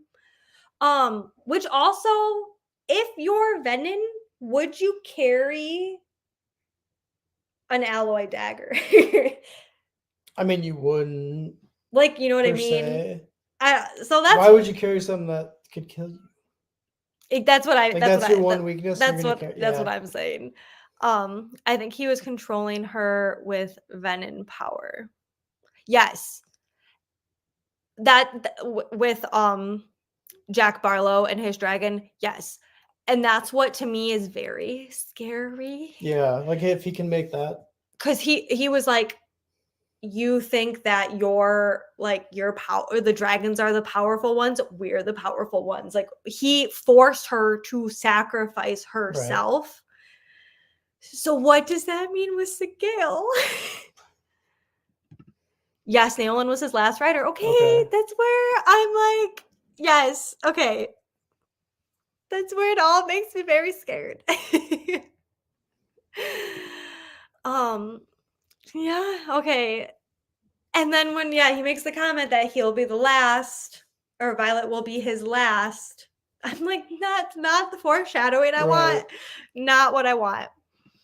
This makes a lot of sense. Taryn even said, this is why talking about it is like so beneficial, but you guys pick up on stuff that I do not think of, and I love it. Taryn even said, we will not speak of the one who came before, and I 100% think Naolin is Venom. Yes. Also, It makes the most sense. do you guys think that he and Brennan had a relationship? Uh, Ooh. I do think there's something more, because when Brennan said that he she's like, "Oh, like, are you married?" Whatever. He's like, "I have no partner, or family." But I found it very interesting, like those choice of words, and I just was like, why would Naolin just sacrifice himself for Brennan? I understand Brennan has like a really cool, like a really important signet, and he can do things that is very valuable. But come on, like Yeah. I think there had to be something more. What kind of relationship? I don't know. But to me, something more is there. Yes. Um. Hey Heather. Just found out I was running a fever again, but happy to be here. Unfortunately, that's why April is not here. We have my husband Matt, who did finish the book today. Um, I don't think Varish was Venom, but was experimenting with Venom Jack. Yeah. And see, like, I could see that. And he's like, oh, we don't need him to be Venom. We do not need him to be Venom, or like to come back as Venom. Right. I could just see him if he was, because of his hunger for power. I just want these people to start confirming the dead. Like maybe like a day later. Well, that's what people said in Fourth Wing, though, that like they're like, no, they never like read his name off at roll No. call. They never did. And it was funny because on Fantasy Fangirl podcast, sorry if this is a spoiler, if you guys haven't listened to that yet, they were like, no, he's dead. He's not. They never read his name at death roll. No. And okay, that's how I was very naive when I was reading Fourth Wing and even into Iron Flame. This is where I think it's very important to like read the text, because when Violet and Xaden talk telepathically, it's italicized. And there were times that Xaden would answer her. And that's why everyone's like, oh, I knew that Xaden was an intrinsic because it wasn't italicized. I was like, someone didn't edit it correctly. I totally thought like this is the editor's issue, stuff like that. I just So figured it was. when there's little details that are left out, I am naive where I'm like, it was an oops, it was a plot hole, you know. I thought it was just No, Rebecca Yaros is smarter than that. like thought. I mean, like an excerpt. No, it's very important now. If you go back every time, they were the signs are there, and some of y'all called it. I was not. I was just like, oops. Yes, Wendy, that would make so much more sense. Ditto to Laura. The Empyrean is hiding this, and maybe that's why the dragons are torn into getting involved in the war. Yes, I do think they know so much more than what the people do about Venin, because look at how hard it was for them to find info on the wards and how heavily protected and how it's destroyed. And then in order for them to get information, they have to translate it, and like translation can be off. I think that goes to show that like the dragons, like it's commonly said that the dragons are the superior species, but I think it's because they hold the knowledge, and knowledge is power in this case. But that's why we love Violet, because she is a knowledge-loving badass. I love Violet. Violet even sees his jaw tense when they are discussing Naolan. Yes, like, and that's also what I find really confusing too, because like Brennan's not talking about it. Like they're not talking about it, and people know more than what we know. Xaden knows so much more than what we know. And I think I felt Violet's like betrayal. Yeah, and the hurt and the frustration. He's like, well, ask me questions. And she's like, how am I supposed to ask you questions? I have no idea. I felt that so much for her. Yeah. And it did make me like laugh that when she was like, I'm not good at history anymore because everything I knew was a lie. Like, I feel that. Are you okay? No. Is our Christmas tree falling? Yes, it's moved since we've been sitting here. Timba. By a lot. Oh. Anyways, I will carry on. Carry on. Yeah, there's so much more about Naolan that they know. The dragons know that it, like the Empyrean knows. I feel like Brennan, Matt. I told you. He literally, the whole tree almost fell over. You need to tighten it from this side. Well, I'm working on it. I apologize. Like I said, I'm sorry for being in our living room, but I was hoping the connection would be a little bit better. I feel like it would have been fine through this. I've been watching it slowly creep sideways the whole time we've been out here. Well, maybe it was meant to be for us to be out here then. I think Naolan was burning out and reaching a channel from the earth to save Brennan. I agree. I think he did too. And yes. So I guess like I talked about how I think Violet is part of the prophecy. So then do you think like Mira and Brennan are also like the three siblings in the prophecy? I just feel like it has to be more. There's more to that. Well, that makes the most sense. There's three siblings. They're all strong signets. It seems a little too, I don't know, but no, I don't trust anything from Rebecca. Like, is this just to mess with us? Brennan acts more tense than sad about Naolan. That's true. There's so much more that we don't know, and it drives me crazy because I'm like, I just need this book now. I cannot wait a whole year.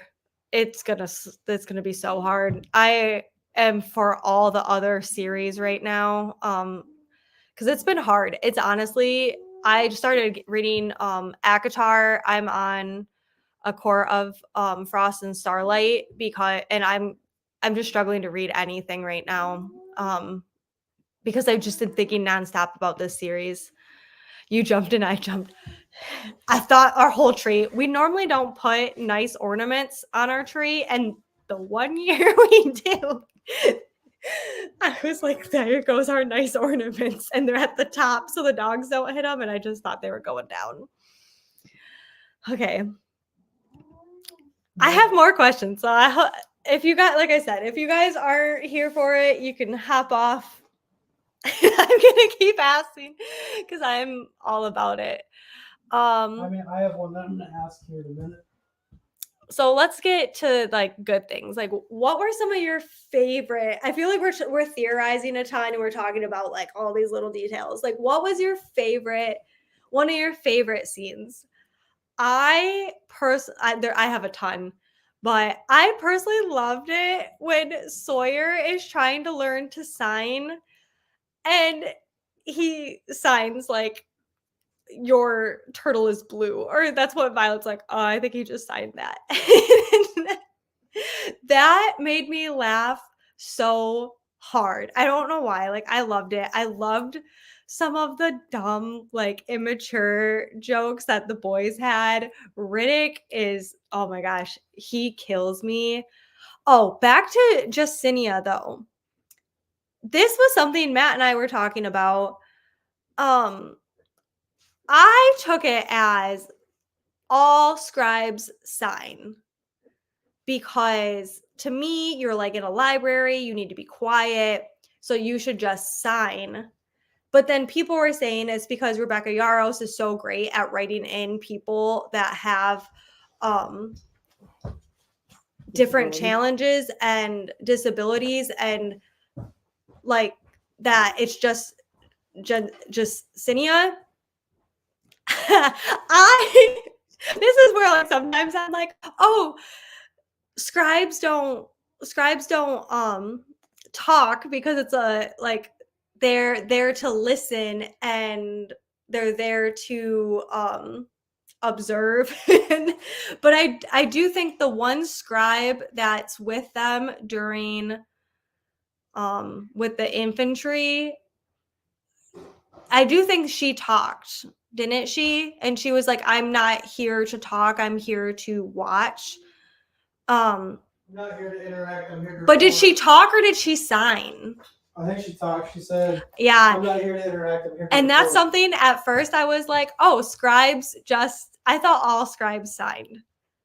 And I thought that's why it was common that people knew how to sign, because all scribes signed. And that's why when some of the marked ones didn't, I'm like, oh, well, because they're not around scribes. I don't know. Bravo to Rebecca Yarros for writing characters in like that, though. Like, this is me when I think too much into things.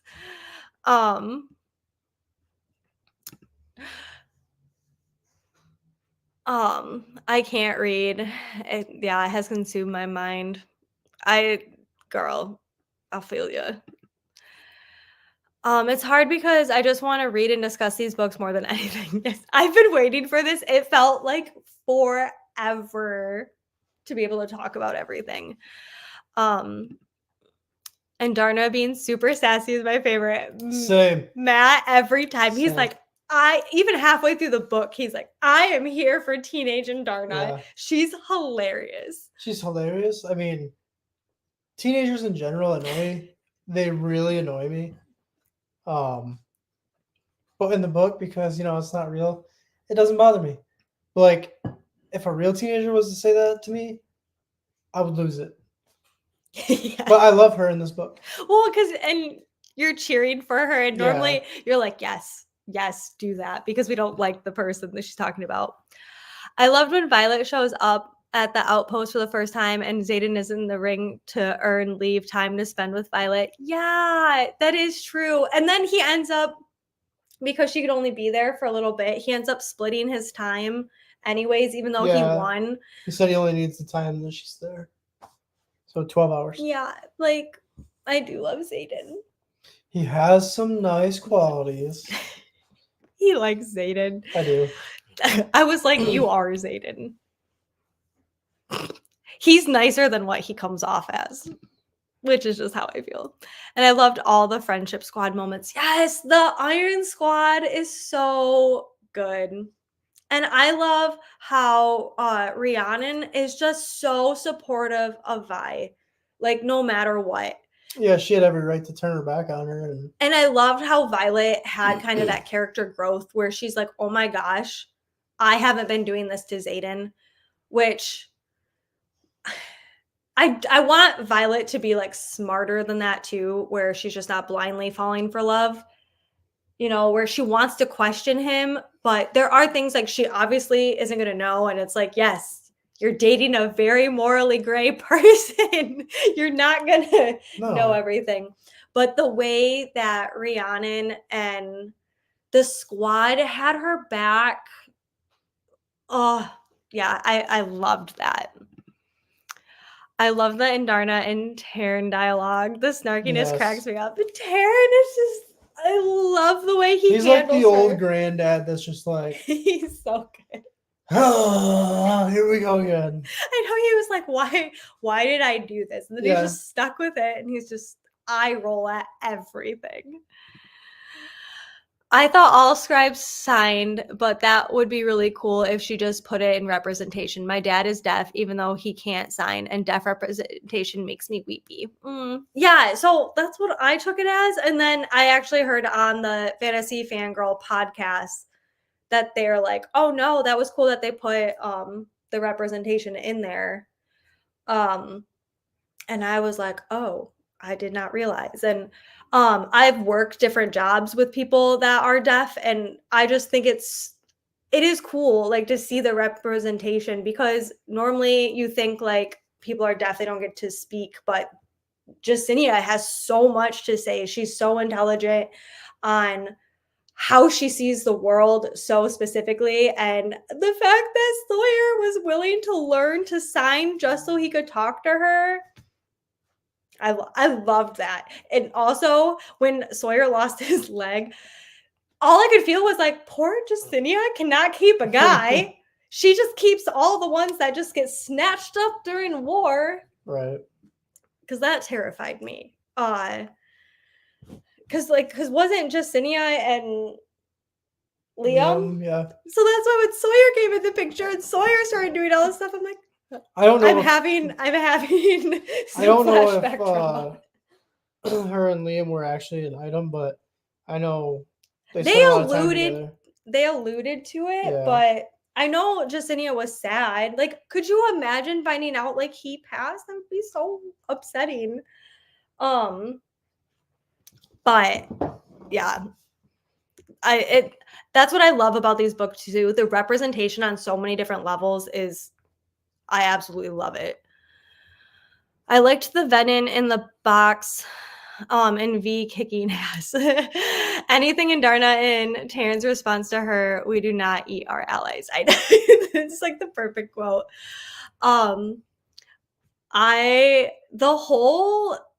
think there's so much more to the venom at like being kept in that wardrobe or whatever it was, the armoire, whatever. Because Xaden was like, this is a sign of our broken alliance. Yeah, like that by you destroying it, it's like proof that our alliance, our agreement of him marrying Kat is completely just demolished, and that it was like a priceless thing. Like sometimes I'm like, is there more to that? I feel like there's more to that whole situation that we know about the royalty. And Xaden's like, oh yeah, I'm not royalty, but I am royalty. But I mean, technically I'm the king of... Yeah. It's my throne. I just think Xaden was lovesick puppy in this book, and I loved it. I loved it too, but I'm scared because he's losing control. That's where I was like, this is like, he kept saying, I'm losing control. I can't control myself with you, Violet, all that. Yeah. Okay. Yes. If no one was gonna say it, I was gonna say it. Violet That thinking was cat. Oh, the I died. biggest happy moment in this book for me. I I was, literally, I yelled when yeah, I was like, "Oh, like, you got her back." yeah. I was like, That was, damn, girl. I know. I was like, "Good job, Vi." I was so thankful, and I mean, we can all appreciate the throne scene. I personally loved that one.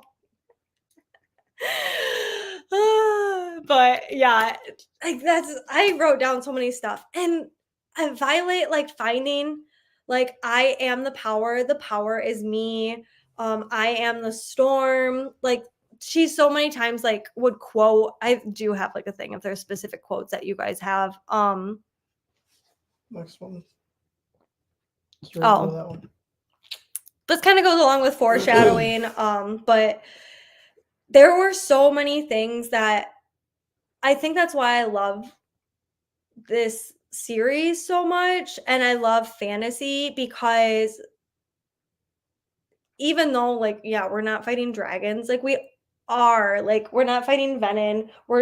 We have this power within us and this is like where I get, you know, really it hits close like these things are made up, but the meaning behind it is so much bigger than the books and I really resonate with Violet and you know she is a bit of an oddball because she was meant to be a scribe and she's frail and she has all of these things against her but she overcomes them and she doesn't give up And and that's why Adarna waited so long for her. you know and then I just love all like the hidden meanings behind it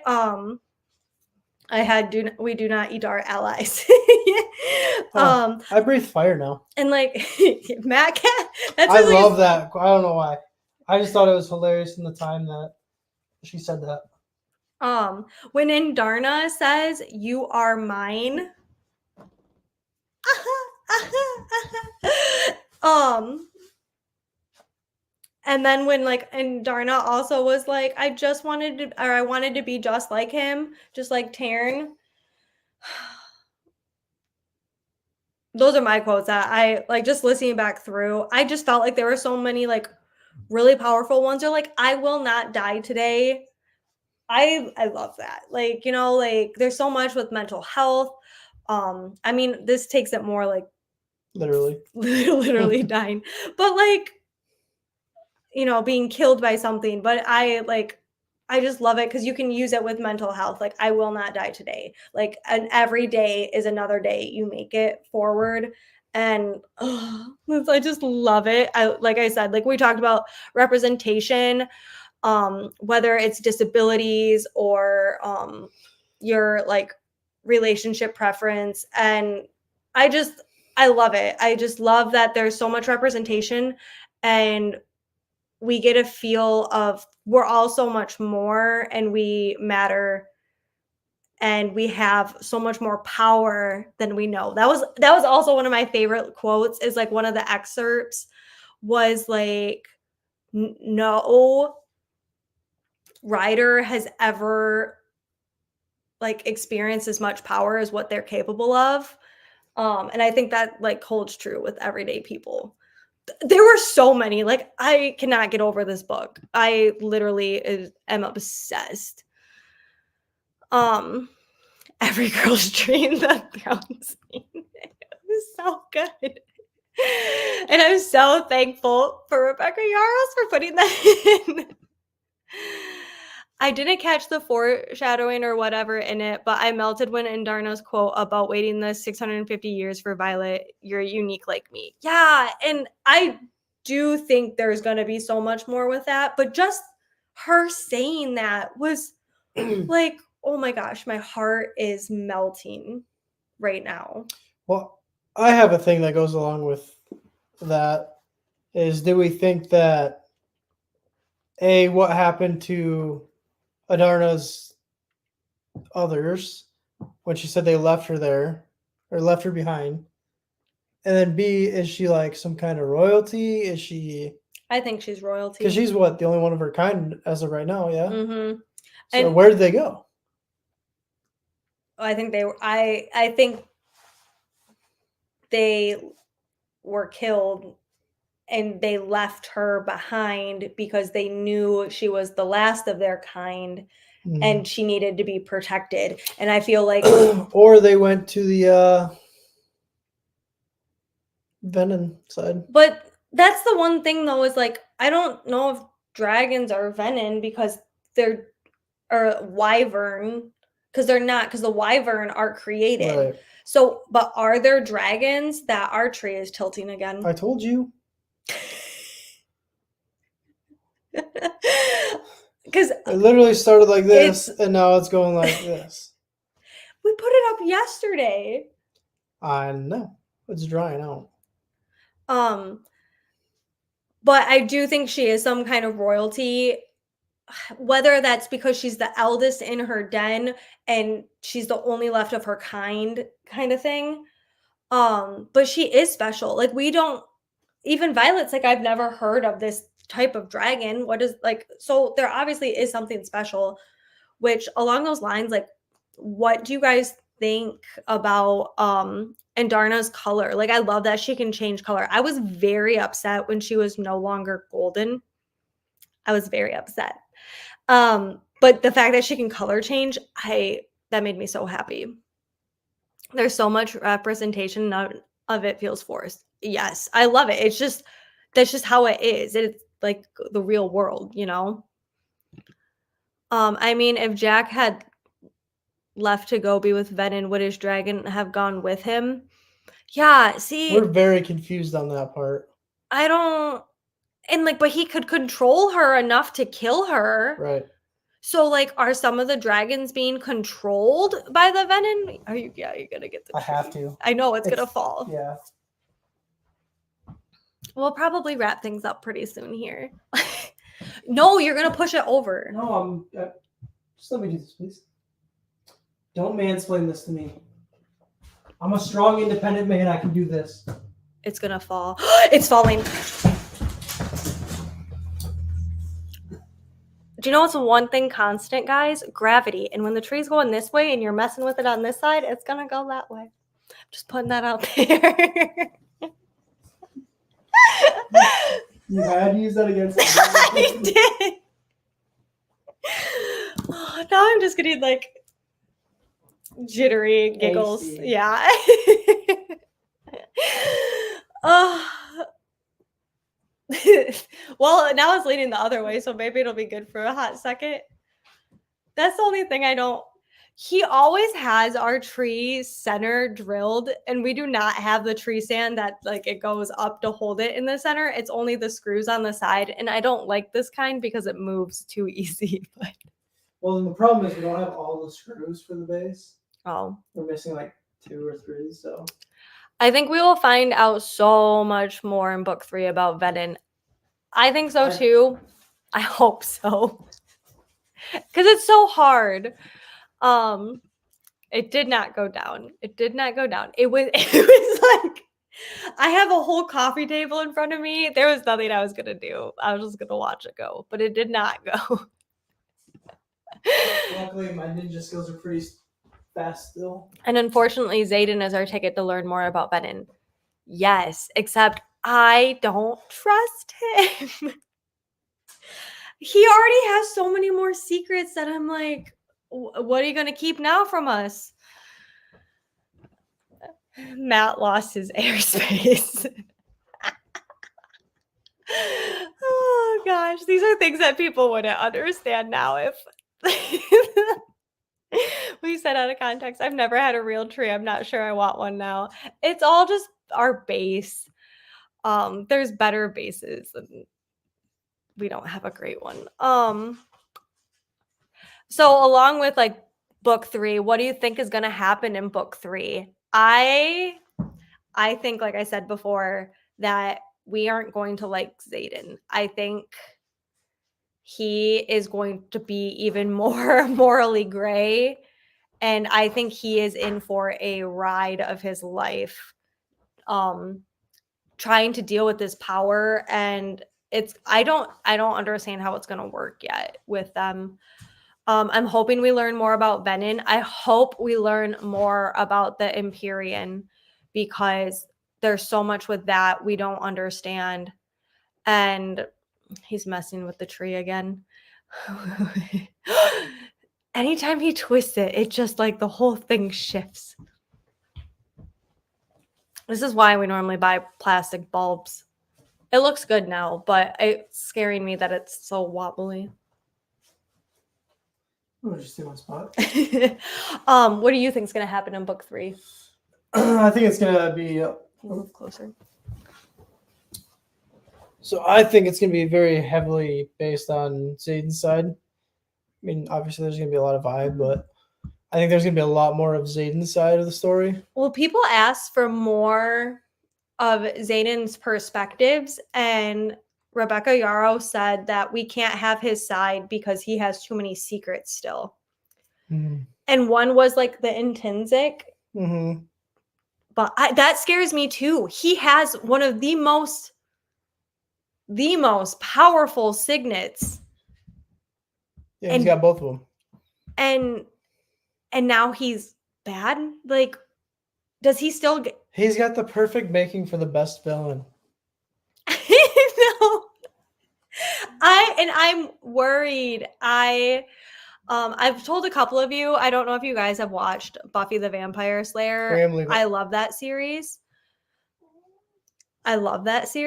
And if you don't know, like, a good morally gray character turns bad and eventually does change back, but it's falling.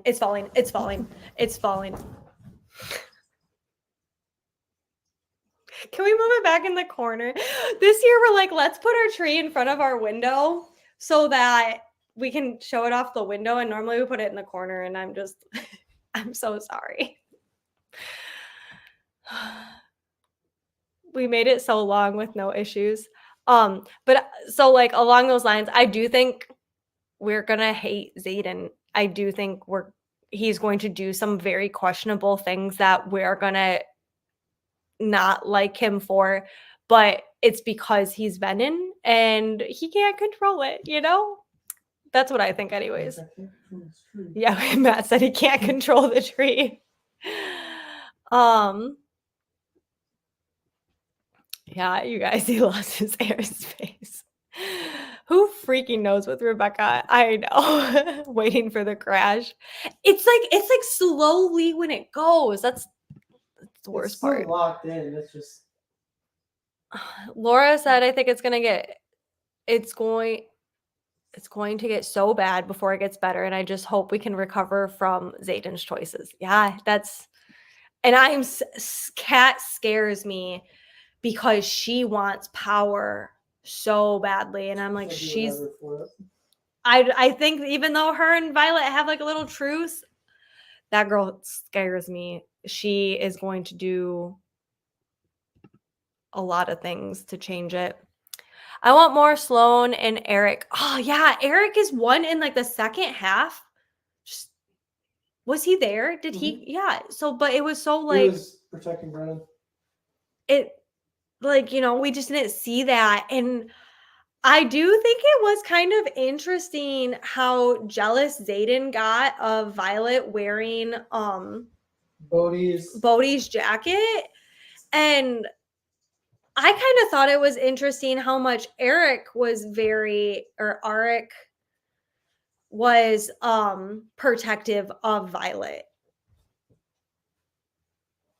Sorry, I need to just not watch my husband right now.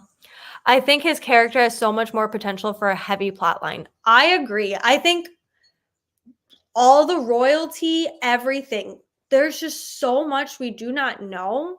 And I think the stump is too narrow. No, soft.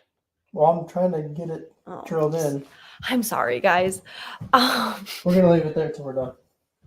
As long as it doesn't fall, we're gonna shift the table over so he has quick access to it. I agree. I agree with that. I don't think the king's son who magically went with the rebellion was there for no reason. Yeah. Like obviously, yeah, he helped them get the journal and helped them with the wards, but There's something else going on. I don't think that's it. I also just found it really interesting at how much he is protective of Violet and like he pulled Violet in even though it could have blocked her, the wards could have blocked Yeah. her, but I do think there's so much more with him. What if Xaden goes so bad Violet tells about him being in Tinsic? Yeah, it scares me that she knows that, and it scares me with this potential bond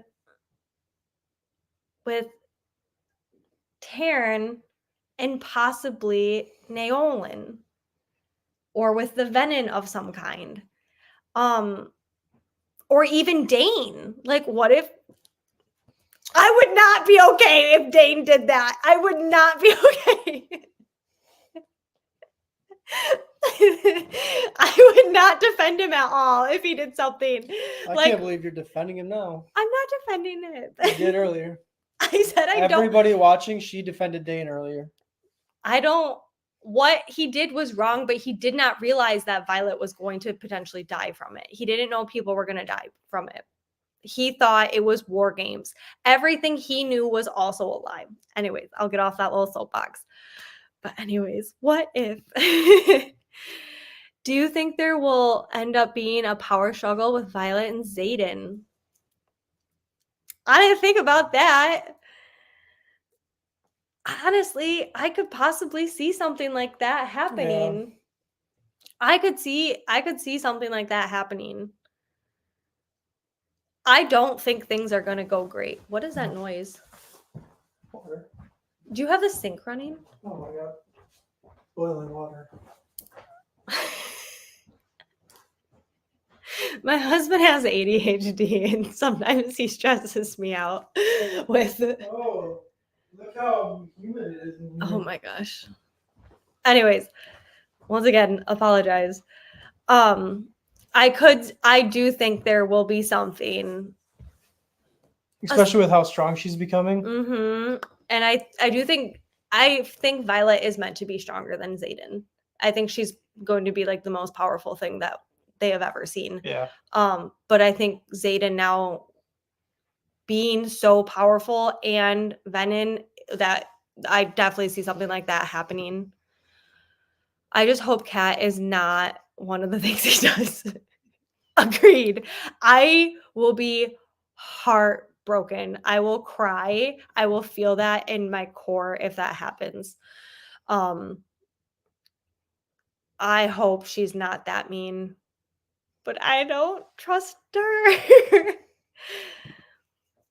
There might go from enemies to lovers, back to enemies, and hopefully lovers again. Yeah, I do think it's something along those lines is going to happen. I really do. I don't think she would ruin their relationship, like where they wouldn't be together at the end. If she did, I will burn these books. I will burn it down if they don't end up together. But I could see it, like them truly becoming enemies, because technically he is. Like, yeah, he is an enemy right now.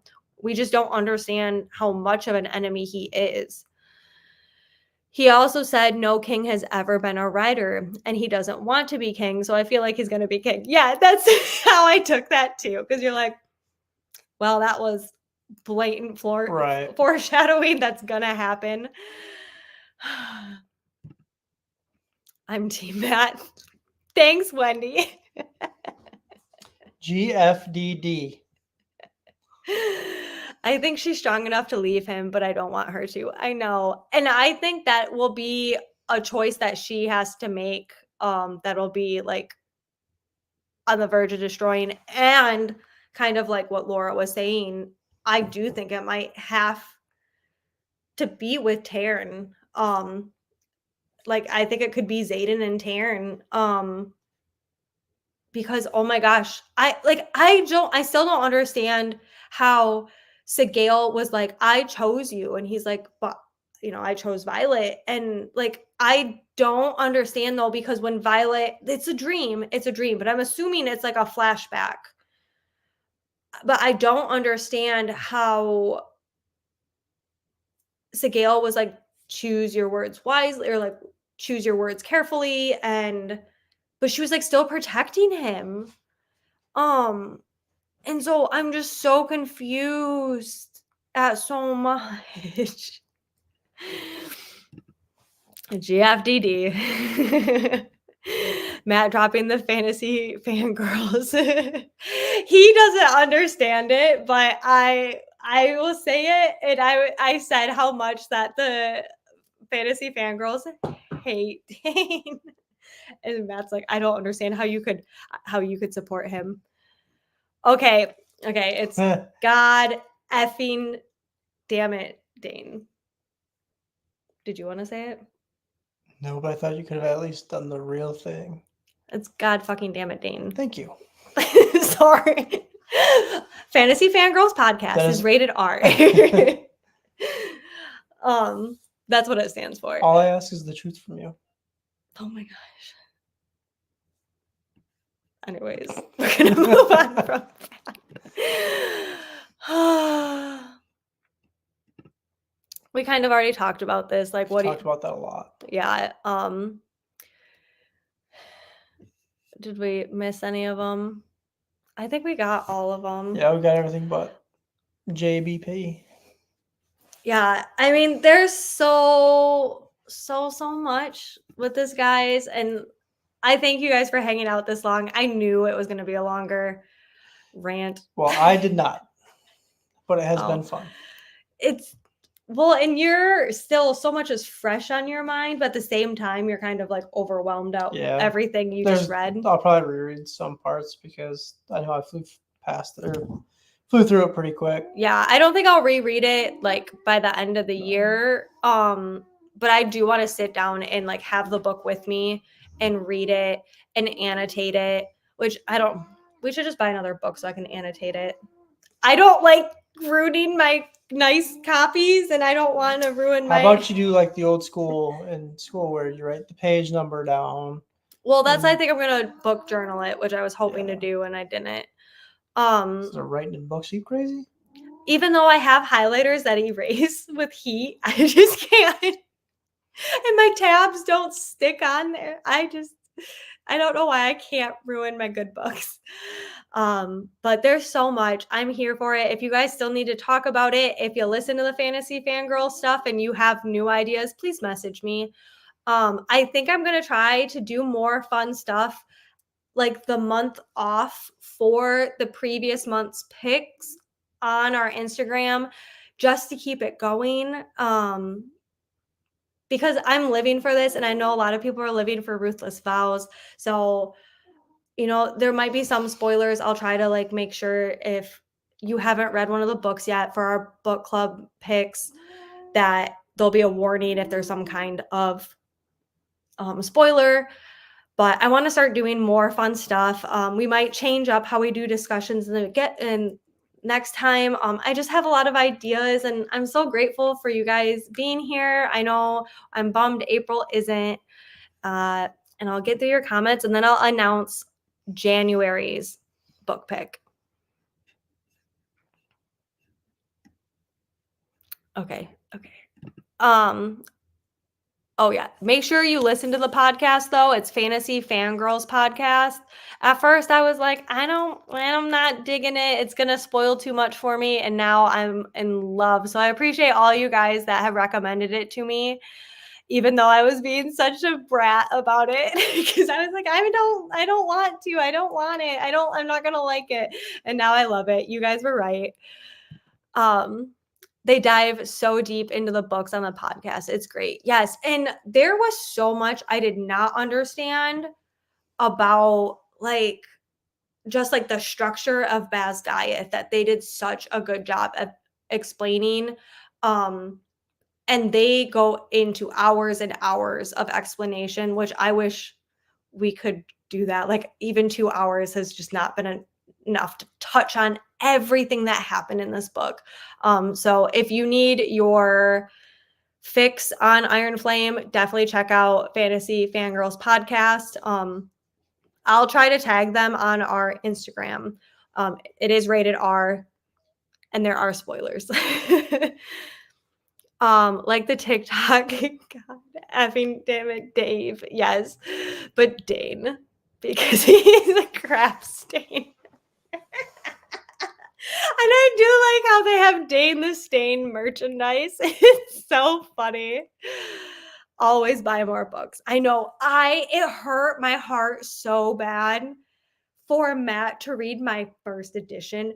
And he took it like, I'm going to tell him, he took it in the bathtub. And I'm like, my book, like, don't drop it. And I wanted to re-listen and take notes with it. And he had my book. I should have just bought another one. Transparent Post-its are great. Yeah, I have stuff. I don't know why. It hurts my heart to put anything in fancy books. I'm not much of a rereader, but I'm definitely rereading these. You will be amazed, especially since you read them both back to back, at how much it's like so blatantly apparent. But I recommend listening to Fantasy Fangirl podcast, and as they go through their deep dive, re-listening as they go through it, because I think you'll really enjoy it. Would you ever want to do a Zoom discussion? Okay, that's what I've been thinking about. I have to talk about it with April. Obviously, Zoom discussions are only 40 minutes for free. So I have been looking into getting like the paid version for it, but I really do think that's something that I would love to hear your guys' actual feedback and not just be talking the whole time, even though we all know I am capable of it. I would love, I just think it'd be so much easier to be able to connect that way. And to hear everyone's thoughts on stuff, but I don't ever see them being less than 40 minutes, and we'd have to constantly restart it. So what? They will never be under an hour and a half. Minimum. But that is something that I It's actually a really good idea. have been talking with April about doing. And I actually told Matt I really think this is where I want it to go. It's fun to be able to communicate this way. So we might do like a short one this way and then do longer Zooms where we can deep dive and speculate, and it's easier for everyone to participate, because I know sometimes like writing out names is hard, or by the time you comment you just can't get it done in time. But everything costs money, and I would like it to be free for everybody because I just want it to be accessible. So I'm just trying to find stuff, but I've been playing with a lot of ideas. So I love that you have that suggestion. Yeah, so you can have like as many meetings as you want, but they're only 40 minutes, and then you have to start another meeting. Or buy their package. Yeah, or you can get a subscription. Which is not horrible, but tight budget right now. So we are brainstorming different things and different ways to go about it, because I think I would personally love that. Yeah, and I just think we could do a lot with it. With that being said, we had you guys vote on the January pick, and I was actually surprised. I was not expecting the outcome. I was actually worried a lot of people wouldn't like this book because not wouldn't like it, that they wouldn't pick it because a lot of people have already read it. But our January book club pick is One Dark Window by Rachel Gillig. I've heard great things about this, and it's a lot shorter than Iron Flame. And the second one is out. And I've heard people really like that one too. So this will be our January book club pick. We'll have more details about it then. I'll announce it in the Instagram on the Instagram stuff. And also, if you want to get a jump start onto March, we have also picked A Dawn of Onyx. I don't think this is going to change, mostly because April and I have so many books we've been wanting to read, and these were two we both wanted to read. And the second book of Dawn of Onyx comes out in April. I think I'm looking at Matt like he knows. He has no idea. So I think the second one of this comes out in April. So that's why we're like, okay, we could read this right like the month before, and then it would get you hyped up for the second one if you wanted to. I think that's what we're going to do. If this changes, it'd probably be like 2 book pick. But One Dark Window is what not everyone, what was voted on most, and A Dawn of Onyx. So I hope you guys like stay tuned and join for all that stuff. Be sure to follow me. I am Sam. Where is there?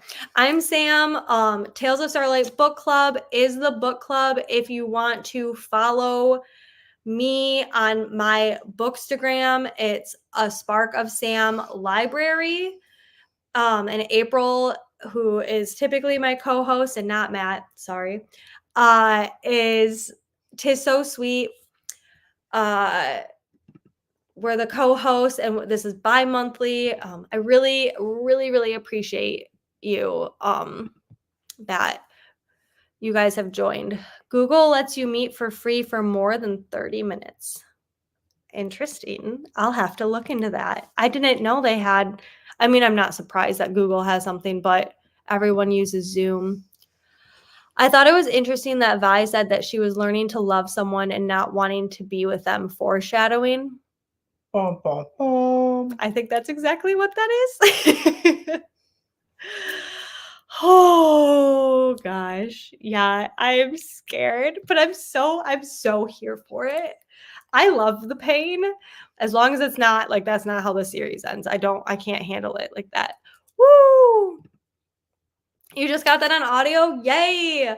That was one though. One Dark Window, I have noticed it's not on my Libby. I have a very small town, and I did not see it on Everend, but sometimes searching on Everend is kind of hard.